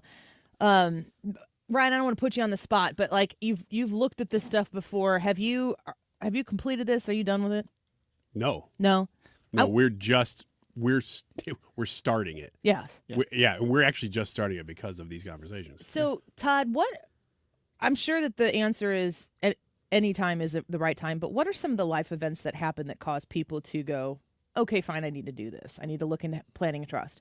So, common ones is I turn age 18. Mm-hmm. So if you've got any kids that are home from college, this is probably a good time to get in to make sure your power of attorneys and things of that are established. When you have kids, anytime you have a kid, you want to make sure that you have an estate plan to deal with minor children. Mm-hmm. Who's going to take care of the kids if something happens? Retirement is another good one. But also, common one is, well, now the kids are grown. They're over the age of 18. They can help manage things. Mm-hmm. So usually when the kids turn age 18. Is there like a light bulb moment, though, that you have a lot of people? I would think that if there's a death in the family, like if your parent dies, that's a moment where you say, okay, well, not only do I need to take care of this, but now you start thinking about how you either were blessed by what they did or you don't want to go through what they left. Yeah. I mean, that's usually in a circumstance. It's usually a bad story, bad experience. I mean, those are always the time periods. I mean, I look at even my father. My father was diagnosed with colon cancer, and I've been harping at them for I don't know how many 4 or 5 years. And they finally got their estate plan completed. So, life events are always going to be those issues. It seems like a really big deal to go through the process. And I mean, the consequences of doing it or of not doing it are really big deals. Mm-hmm. But it feels like, as somebody who has a great amount of ADD procrastination, it's just like, oh man, I know I need to do this. I'll do it later. Yeah. And then sometimes later is not soon enough. Right. Todd, when people sit down with you in a strategy session, which is that first meeting that they have with you at one of your 5 locations, Missouri and Illinois, what are the basic questions that you ask somebody when they first sit down to kind of get the process going? Right. I mean, the first step is what are we planning with? Because there's a wild range of what tools I can pull out depending upon, what are your assets. If we've got a whole bunch of life insurance and we've got some minor children, we probably do, there may be some mechanisms that we can do without having to go through a full-blown trust. Mm-hmm. But if you've got a whole bunch of money in IRAs, it's a whole different story and different plan. If we have special needs kids, that's a whole different story and a whole different plan. And it all depends upon, what your assets are, what we're looking at. Do you have to have like $1 million to be like, if you're 2 people working living in a middle class existence in a suburb here in St. Louis, maybe your kids are in their 20s now and they're in college, they're kind of on their own. You might think like, I don't have a lot. I don't need to do this quite yet. I'll get to this later. Why would that not be the right thinking? So if we look at Missouri for probate, it's $40,000. So you hit $40,000 worth of assets, you're going to go through probate. In Illinois, it's $100,000. So anybody that has more than $100,000 in Illinois, it's $100,000 or real estate. So I mean, you could have a piece of property, just a piece of land, that's maybe worth $30,000 or $40,000, and you got to go through probate. That's just that's your house. Just a house. Easy, yeah. right? Yeah. I'm going to ask you this question, not knowing what the answer is, but I'm assuming that the answer is going to be what I figure. That's why I'm asking it. But the reason I don't do 100 things that are on my list is time. Yeah. My guess is that if this is on my list, estate planning, calling you will save me time. Yes. Correct? It also saves you time, but on the front end. Also, there may be some taxes that I may be able to save you. So stuff that I wouldn't have even known about. You wouldn't even know about. I mean, I was talking like right now though, not right now. Down the road. Right. Okay. Right now. I mean, I was talking to somebody that their aunt was about to die, and we started talking about it, and I was like, okay, do X, Y, and Z, because if you inherit this money, and you still have to donate a certain amount of money to a charity, get it into the charity where the charity is receiving the money instead of you, and so you don't have to pay the taxes. And we looked at it, and it was about $20,000 in savings. That's worth it. I mean, like, just manipulating a few things, and I saved her probably about $20,000, like, within a couple of days. Wow. And sitting down with me, I always get, oh, well, it's a cost issue or this or that. But, you look at the tax savings, just in what I can save you long term. It's an investment. It's an investment, and long-term care. I mean, we start talking about long-term care, and things of that sort.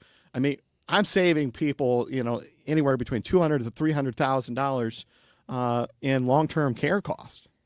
Todd, I want to ask you about something Dale kind of comments here, and he's talking about he's got some kids, he's got some sons, and they're set up in his trust, and they get what he has in that trust. He says they each have a trust in my trust that their spouses cannot lay claim to in case of divorce.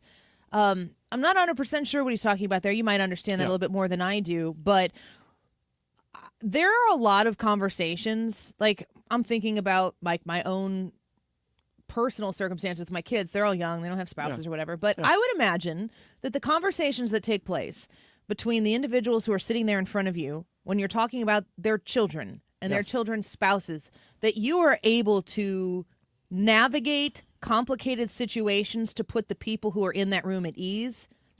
Doesn't ever have to really be made public. Maybe some of those circumstances never come to a reality, but you probably have some of those complicated situations that you work through and people leave and they go, oh, thank God. Yeah. Well, I mean, what the gentleman was talking about is what's called a spendthrift clause. And it blocks all creditors from going after that money.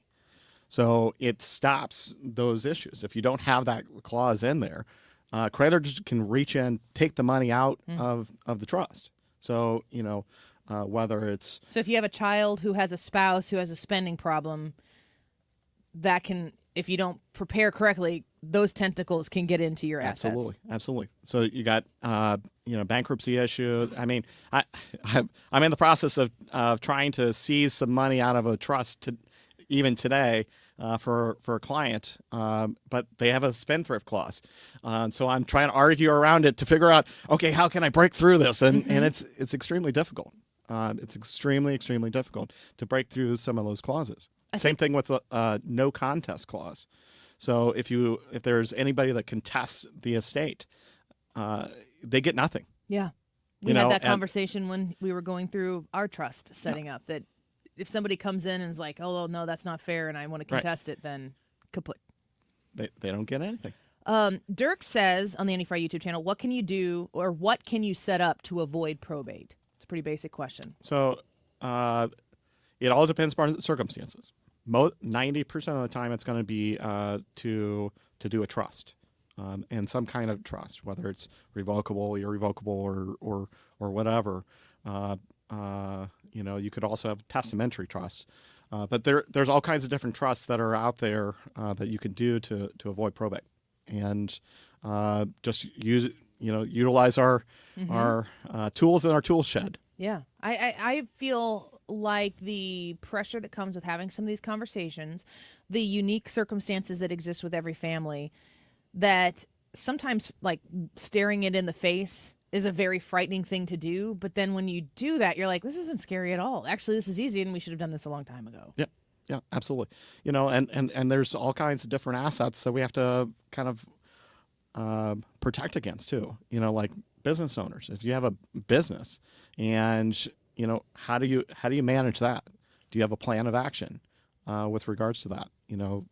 Because not everybody knows how to plan your estate dealing with a business. Mm-hmm. Real estate. I mean, I always tell everybody, in our practice, we focus in on business, real estate, and estate planning, and you gotta have a knowledge base in all three of those.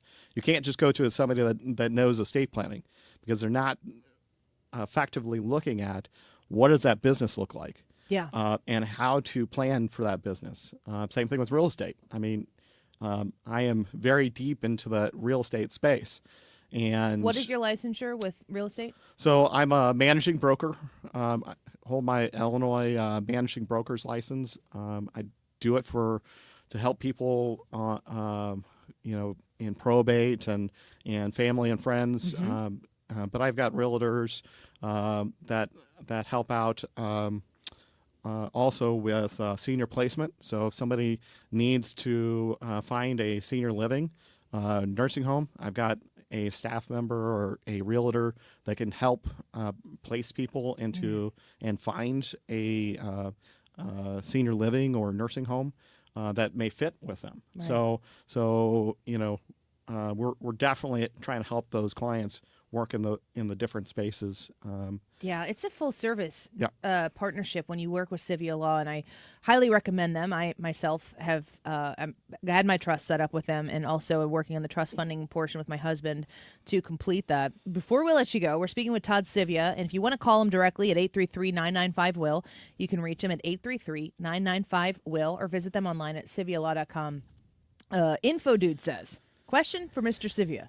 I plan on winning the lottery soon. Should I claim the jackpot in my name or wait to get a trust set up?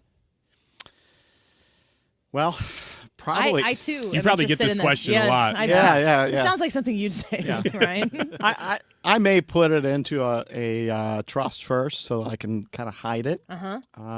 Because who are you hiding it? Like when you do that, that's a good example. Like you come into this windfall of money through a lottery if you put it in the trust, who are you sort of hiding it from? Family. Let's just be honest.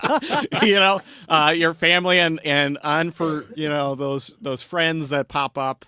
Best friends. Best friends. We go way back, man. Yeah. I actually have known Info Dude for a long time. Yeah, pretty good buddies. Yeah. No, but I mean, we've done personal injury suits, and before the ink is dry on some of these cases, knock. I get phone calls from the family saying, they're supposed to be writing me a check. Can you help facilitate that? And I'm like, no. Good try. Yeah. It's an interesting question, though. Well, we appreciate you, Todd, and I encourage people to reach out to you at 833-995-WILL. We talked about this last time, but it's not too terribly unrealistic to think about if you're trying to find that gift for your, college-age kid or something like that they've got what they want and they're not really asking for anything. You talked about when you turn 18 and you're an adult getting those powers of attorney established. People don't really think about that necessarily at 18 years old. Why is it important for someone who's young, just turned an adult, maybe in their early 20s, to have those? Well, at age 18, you're considered to be an adult, and your parents are no longer involved. So at age 18, I mean, that is the cutoff. I mean, I've got special needs kids that we have to do a guardianship because at age 18, that's it. Yeah. We have to facilitate and make sure that those kids are taken care of. Get court orders involved and stuff like that to appoint that parent as guardians, because you lose all rights as of age 18. For the parents to be able to access any of those things. School records, making medical decisions. Yeah, if there's an accident, if there's some sort of unfortunate event and you need to be able to be there to act on that, that's so important. Yep. And affordable, too. There's really no reason not to do it. And I encourage you to call Todd and they have amazing staff there at Sivia Law. 5 locations on the Missouri side, on the Illinois side. Easy to call at 833-995-WILL, 833-995-WILL. You can find them online at SiviaLaw.com. Merry Christmas. Thanks for coming in today. Yeah, I hope your foot feels better. Thank you. It really is like a day-to-day thing right now. I do need to go get it looked at. Yeah. I'll let you know. Yeah, and I apologize for not bringing in French fries. Oh, yeah, that's last time it was like the day after the Trump French fry event. I like how we just associate you now with, hey, Todd's come, we're going to get some fries. That's why we had you in today, Todd. I was running a little bit late tonight. So we're happy to have you always. Right, Todd Sivia is Sivia Law. Go to SiviaLaw.com. We'll be right back. This is the Annie Fry Show. Follow Annie on X at Annie Fry Show. And that's what Christmas is all about. Do you hear the sound? If you're living with dry age-related macular degeneration or dry AMD, you may be at risk for developing geographic atrophy or GA.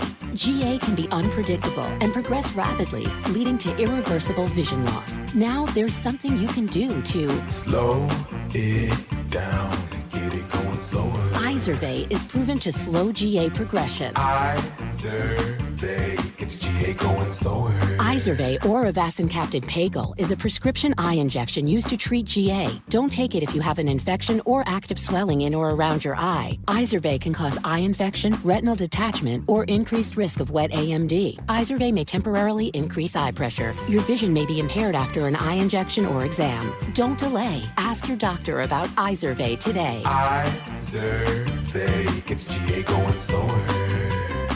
Visit Izervay.com. That's IZERVAY.com.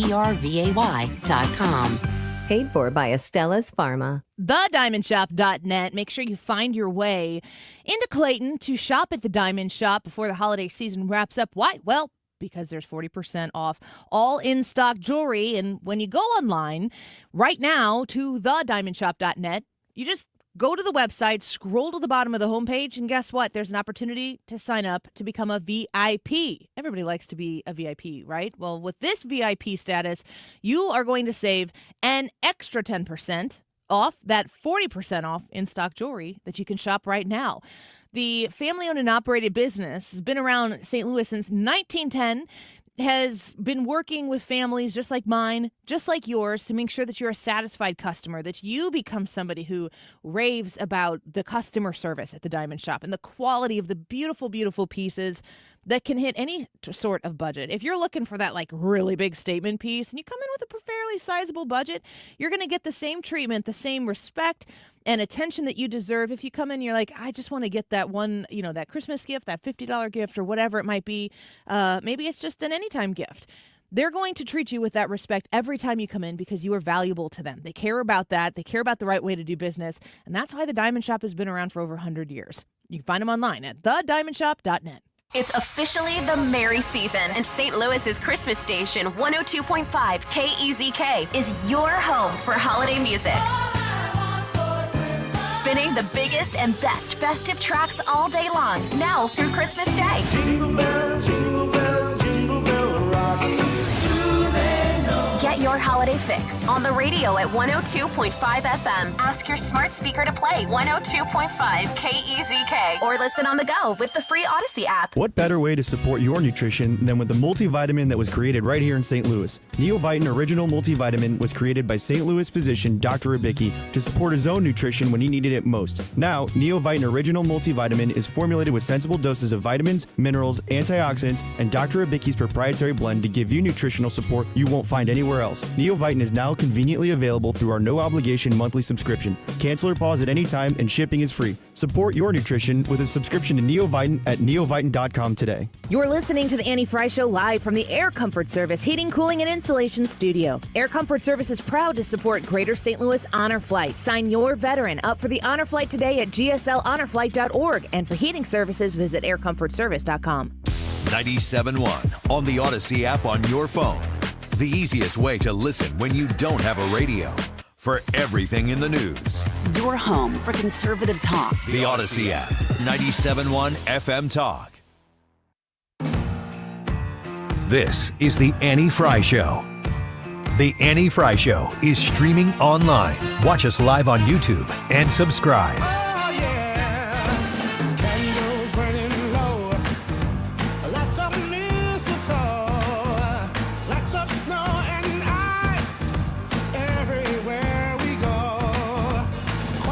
And now it's time to play Is Annie Okay With This?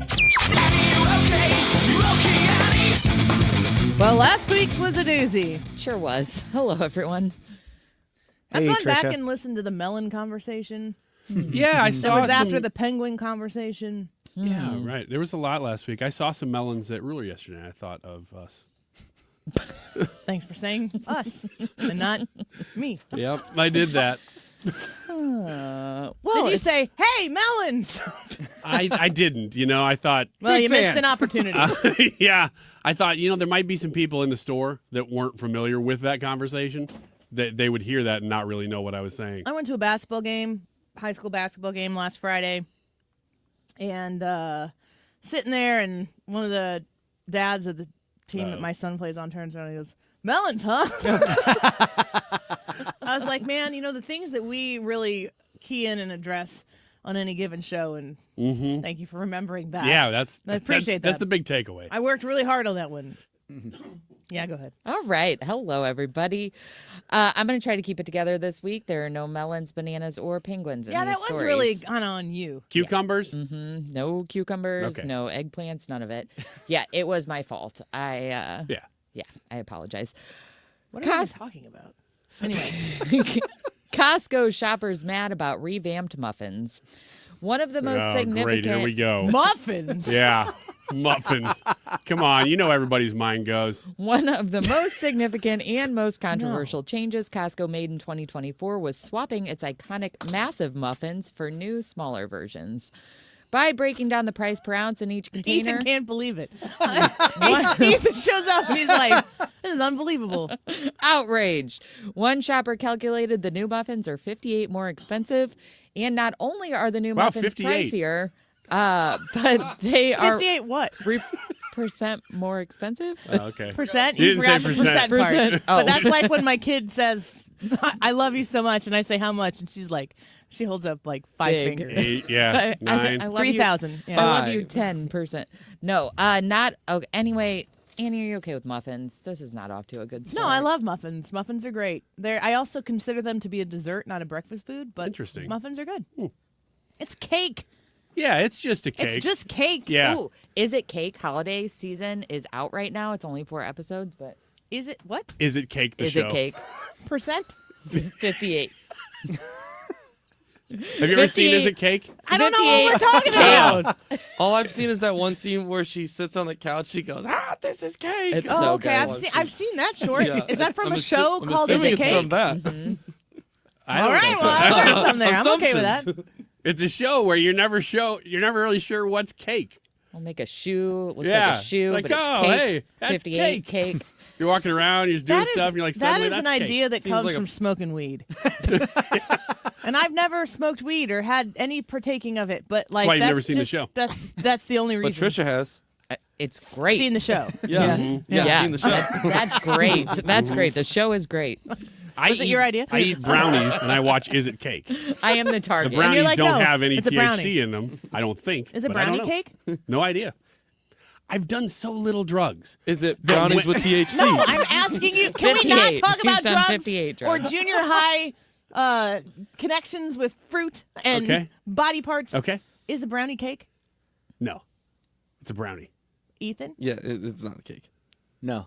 No, it's for sure not a cake. What? Who's telling you that? I'm just asking a question. It's the same This person is that said radio. muffins. You're It's not my being job persecuted. to talk until 3 about something Not okay. that No, is- not okay. Check that off. Well, have you ever had a brownie? Have you ever had someone lie to you and say it's a brownie, but it's super cakey? Yes. Yeah, And that's not a brownie? No, it's not but a brownie. they say it's a Freaking brownie. jerks. That's a Because cake. infuriating. Because you want it more to be fudgy. Right. Because you know what that is. That's a lie. That's what I said. Yeah. It's not a brownie. Somebody comes to you and says, hey, you want to try these brownies? And then they're in cake. air quotes. You're like, what is the air quotes about? I'll eat your brownie. What? That's cake. Yes. Way better than last week. Frosty the Snowman named most dangerous Christmas song while driving.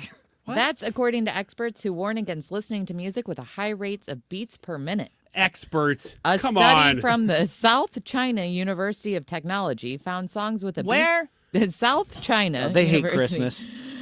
Found songs with a BPM greater than 120 encourage dangerous driving habits. Frosty comes in at a whopping 172. And Mariah Carey's Christmas classic, All I Want for Christmas Is You, is a close second. You know who hates them? The North China Institute of Technology. The football game every year is lit. Annie, are you okay with driving in the snow? Where does Oh Holy Night come in? It's a whole different scale of dangerous. This is less danger. This? That's what Cher sounds like before auto-tune. Were you doing some? Were you? Did you happen to be on some tequila, or were you? You were here. Uploading any Few sort drugs. of? You were He's in the done room when we so did that. few drugs. Am I okay with what? Driving in the snow. I don't prefer it, but I can handle it. The snow and rain really is a great excuse to not go anywhere. So it's more of an excuse to stay. I'm like, I can't look outside. I can't go anywhere. I have I to stay can't in. work today. Everywhere we go. He hasn't learned. That falsetto. It's his strength. You got to stay That's his where natural you... voice, Yeah. Ethan. Except for when he's singing about bulbs. Then I go low. Traveler stumbles on bizarre COVID-19 theme park.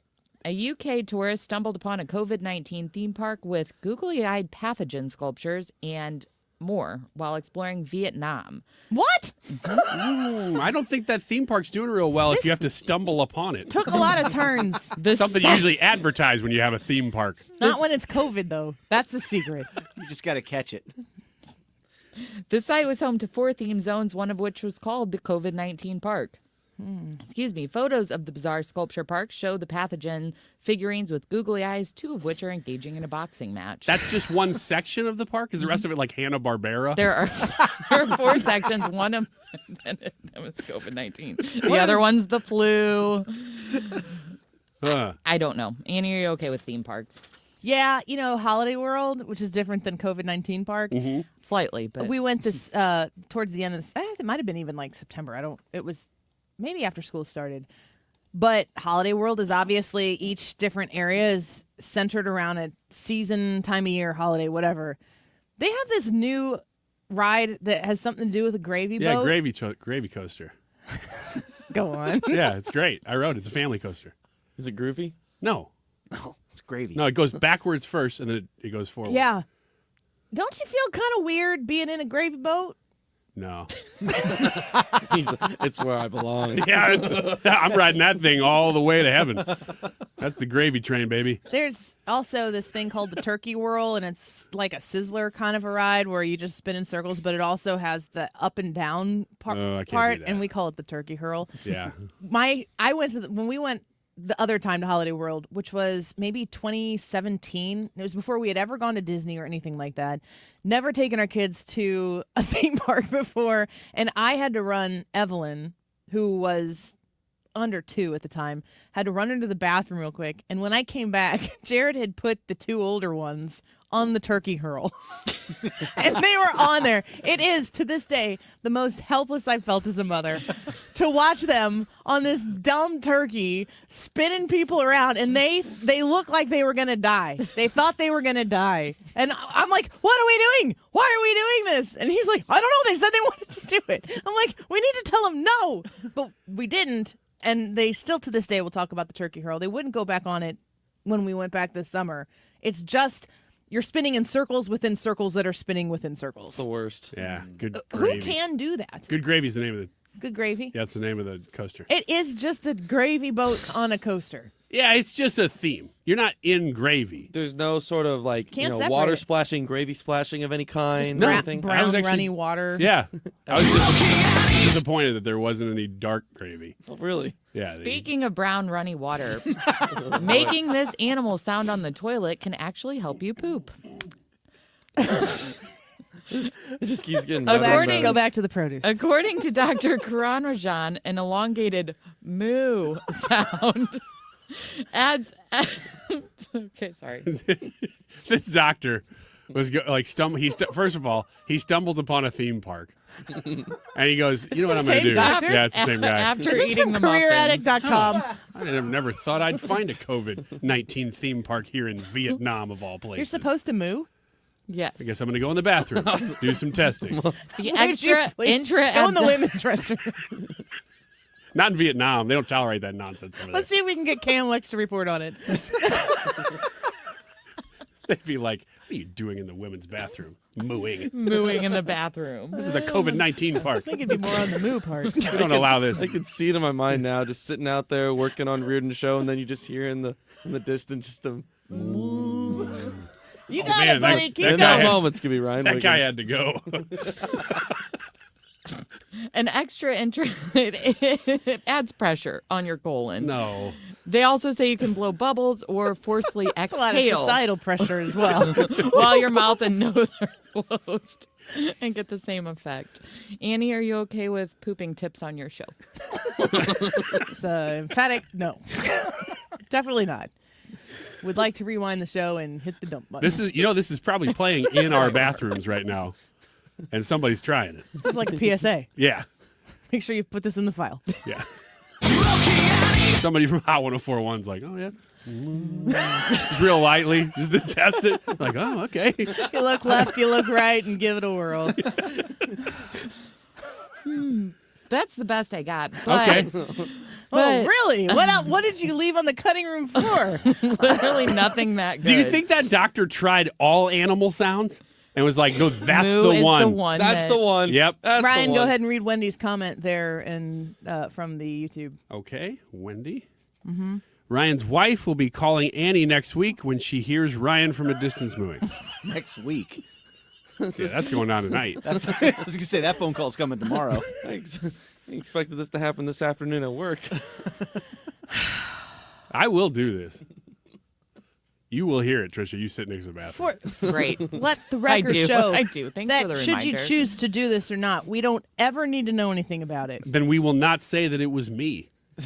No, We'll this just is say not, we're there not, was this is not mooing. the reviving of I Have a Friend Who. No, we're not which was gonna- just Ryan No. telling stories that started with I Have a Friend Who and then referring to the rest of the story in first person. When I used to drive for Uber. Yeah. Next week. And then you go, when my friend used You know that's true. You were the worst at it. We had to stop doing the segment. That segment only lasted like a month. I know. What segment was this? We have a lot of people who tell us stories, and we have stories that sometimes we can't tell for ourselves because it's too close to home. Uh-huh. So we could swap stories or tell our own stories or whatever. And we had a segment called I Got a Do you have the sounder I have in the here? sounder. Okay, so I got this friend who is definitely not me. And then Ryan would go tell a And then we'd story and tell a just be like, story. so then I went to the store. But it was definitely Ryan. It was always Ryan. And I would have to be like, Ryan. I'd be able to be like, no, not I. No, it would start. Here's the thing. I wouldn't do this on purpose.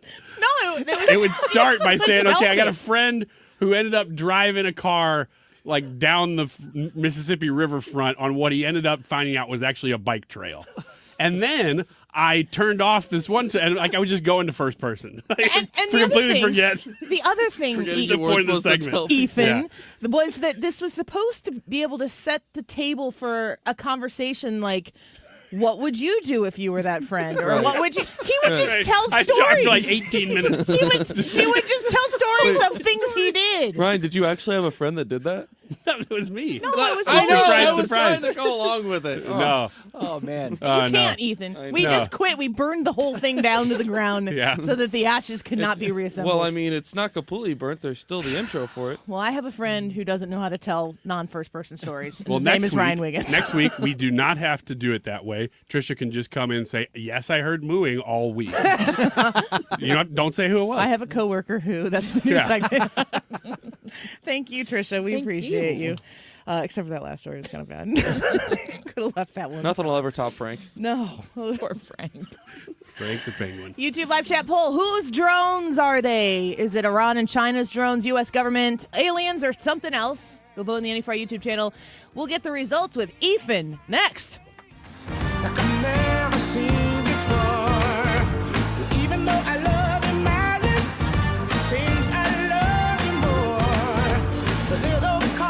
This is The Annie Fry Show.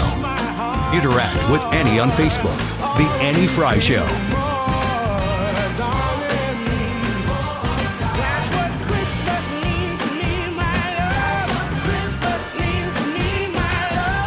Stewart's American Mortgage and the Bagel Loan. Well, you've heard me talking about it, but the Bagel Loan is called the Bagel Loan because when you get a mortgage with the Bagel Loan, bagels look like zeros, and you pay zero in closing costs to go through that process. When you are shopping around and looking for the best place for you to get that mortgage for that new purchase, or if you're thinking, gosh, I want to refinance, I want to tap into some of that equity in my home, when you partner with Stewart's American Mortgage to do that, you are going to get the best deal. Then you can talk through it with him. You can hear what your options are. You just reach out to him at 314-324-4440. That's 314-324-4440 and ask him how the Bagel Loan can help you in your circumstances. You can get an incredibly fast close, like 12, 14 days of a close. You can be on your way to having all of those papers signed right away. You get the pre-approval done, and then you can generate your own pre-approval letters. Stewie is there to work for you. Google the Bagel Loan, NMLS number 226715. Honey, bags are packed and in the trunk. Is the car good to drive to Mother's holiday dinner? Yes, dear. Car's good. We have Ox Car Care for their extended car service plan. Ox covers our repair bills if anything happens. We have no worries if any problems come up on our holiday travels. Ox Car Care has our back. I remember. Ox has flexible coverage plans that can protect issues with engine, transmission, brake systems, and so much more. Yep, we don't pay. Ox pays. Ox gets it fixed for us. Joe at the auto shop says Ox Car Care pays them directly, and there's no complicated paperwork. Ox is A+ rated, with already millions of dollars paid out in claims. Right. They handled our claim from start to finish, unlike those other companies. Good call. The last thing we need is an unexpected car repair bill this holiday. The only thing now is, which pie is Aunt Martha making? Drive with absolute peace of mind this holiday season. Call Ox Car Care for your free quote. 800-296-3315. Don't get stuck with a major car repair bill. Call Ox today. 800-296-3315. 800-296-3315 or oxcarcare.com. If you owe the IRS, you have a legal issue, and you need the Lance Drury Law Firm. We'll protect your rights. Log on at lancedrurylaw.com or call us toll-free at 888-367-6512. Lifestyles Unlimited member Chad on the life-changing rewards of real estate investing. Whenever you have residents coming in thanking you for taking what was dull and drab and turning it around, making their lives better, that's definitely a blessing. Become a life changer today with Lifestyles Unlimited. Text the word radio to 88007. That's radio to 88007. Join for just $297. A 60% off savings. Lifestyles Unlimited. Text radio to 88007. The YouTube live chat poll today is, whose drones? It's a kind of short question. Here are your options. Is it Iran/China? Is it the U.S. government? Is it aliens?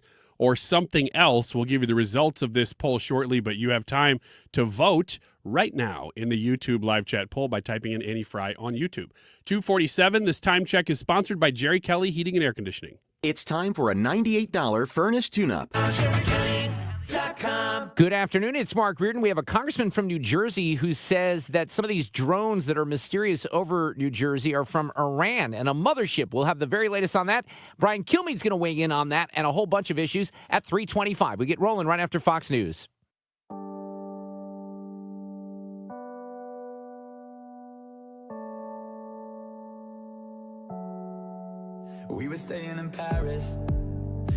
This is the Annie Fry Show. Follow Annie on X at Annie Fry Show.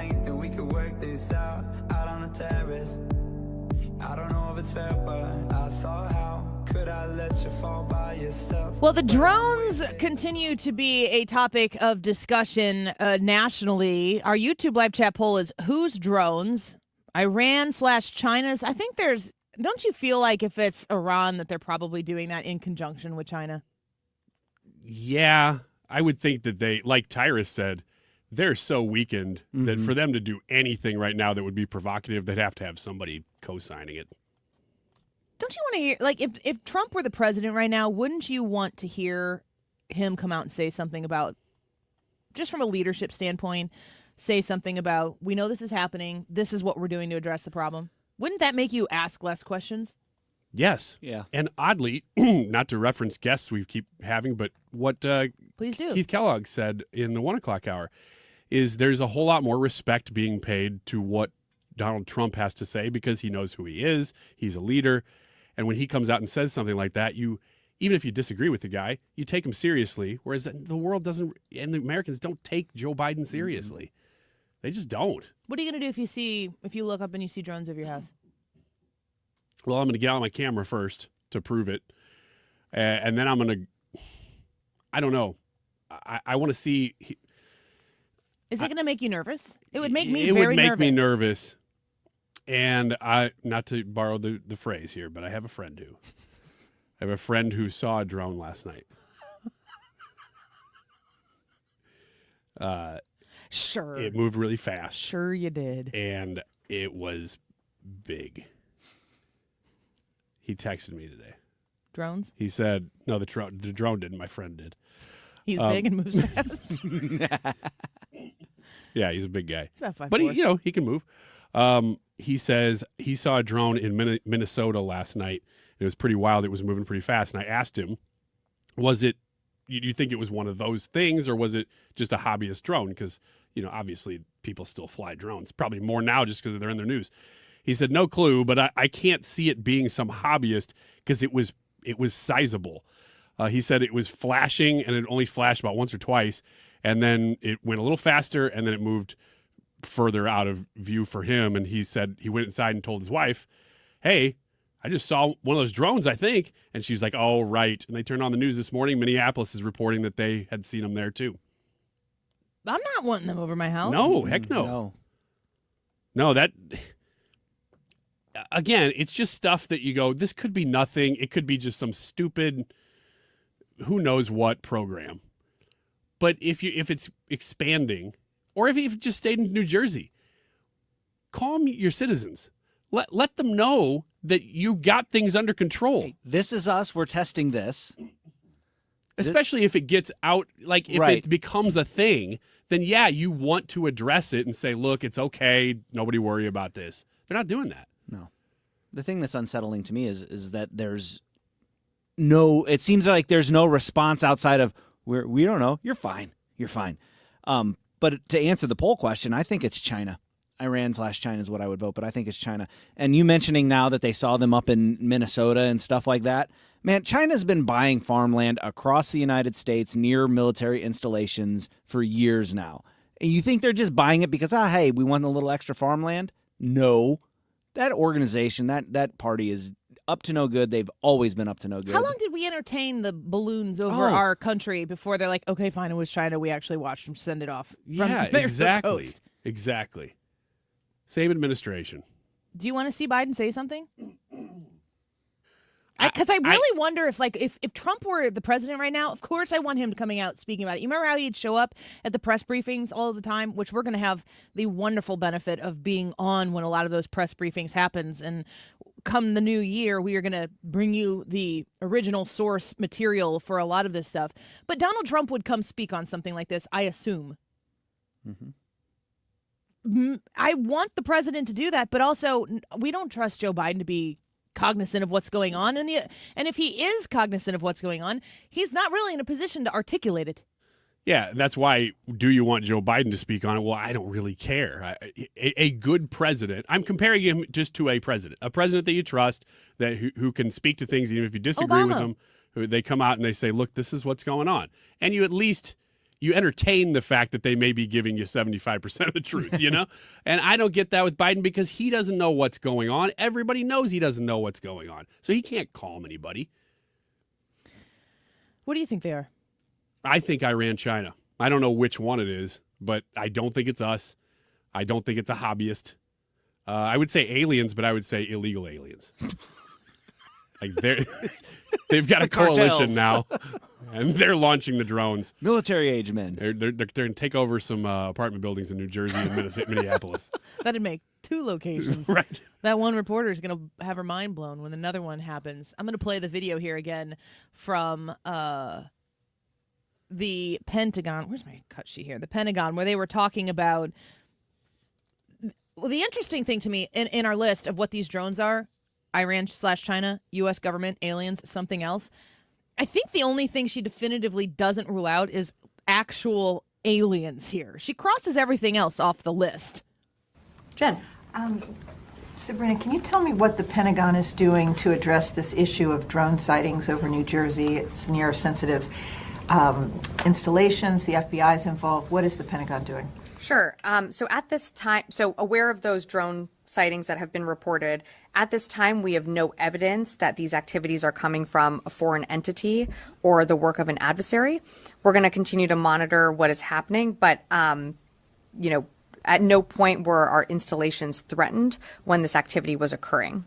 Can you rule out that these are American drones or U.S. military drones? These are not U.S. military drones. Again, this is being investigated by law. I'm going to pause that real quick. She says these are not U.S. military drones, which leads me to believe that they could potentially be some sort of contractor that is not the military, but is also, like, to me, that sounds like the caveat where they're like, you said that they weren't military drones. And she's like, well, they don't belong to the military. To me, that sounds like what you say when you're like to your child, did you clean your room? And they're like, I picked up all my dirty clothes. Yeah. I repeat, did you clean your room? And this is a conversation that happened last night in my house. Yeah. Were you out of the house at 3:20 a.m.? I was not out of the house at 3:20 a.m. Yes, exactly. And when I said, did you clean your room? And I followed up, they're like, I'm confused. Yeah. I'm like, you are not confused. You're dismayed. Let's get some more from here, from this conversation with the Pentagon. I mean, they basically go through and list all the things that they're not. And they said it's not, Iran does not have a mothership on the east coast of the United States. But we're not getting any answers. We're just getting some basic things crossed off the list. And I just constantly look at it and think, like, you're stipulating. So the YouTube live chat poll for today, you say Iran, China. Ryan? I do. Brad, you say Iran, China? Iran, China. I'm going to say, I'm actually going to say U.S. government. In some way, shape, or form, I think it's U.S. government. We've got almost 300 votes today in the YouTube live chat poll. I'm sad to say that 11%, the lowest, said aliens, and happy at the same time. 16% said something else. 26% say the United States government, and 47% believe it's Iran and China. And if you listen to Congressman Jeff Van Drew talking to Harris Faulkner yesterday, he's like, listen, I'm going to level with you and tell you what the upper people are telling me. It's Iran. And then he's the one who said mothership and then threw me for a loop. It's the Iranian aliens. Beep booping into our airspace over Where New Jersey. should we go? New Jersey. Well, international waters, though. Well, we'll stay on the story. And from what I hear, Nate Foy is the lead reporter on this for Fox News. So it's going to be a big day here on the Annie Fry Show coming up. Mark Reardon on 97.1 next.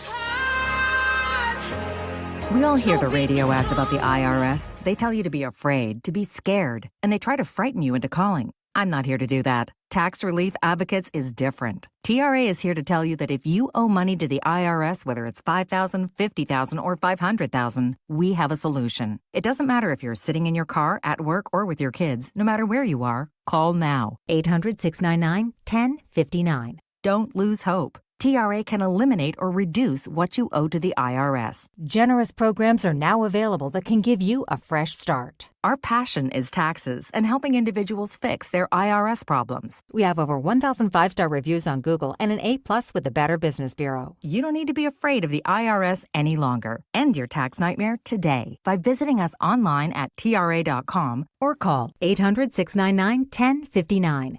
That's 800-699-1059. Tax Relief Advocates. Real solutions for real people. Hi, Thomas Helbig here with the Retirement Advisory Group. Hi, I'm Bob Kershaw. As a family business, we'd like to wish all of you a Merry Christmas and a Happy New Year. We grew up right here in St. Louis, part of a large family, and that's what makes the holidays so special. The things we hold in our hearts, not in our hands. It's the people, family, friends, and the personal relationships that grow stronger with the passing of time. In the past 38 years, we have become part of many lasting relationships, and we have made a lot of friends in and around St. Louis, and that just can't be taken away.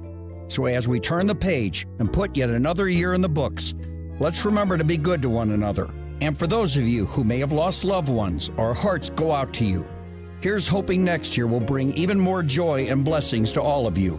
And remember the important things to be thankful for. So once again, from all of us at the Retirement Advisory Group, and from our family to your family, we'd like to wish all of you a very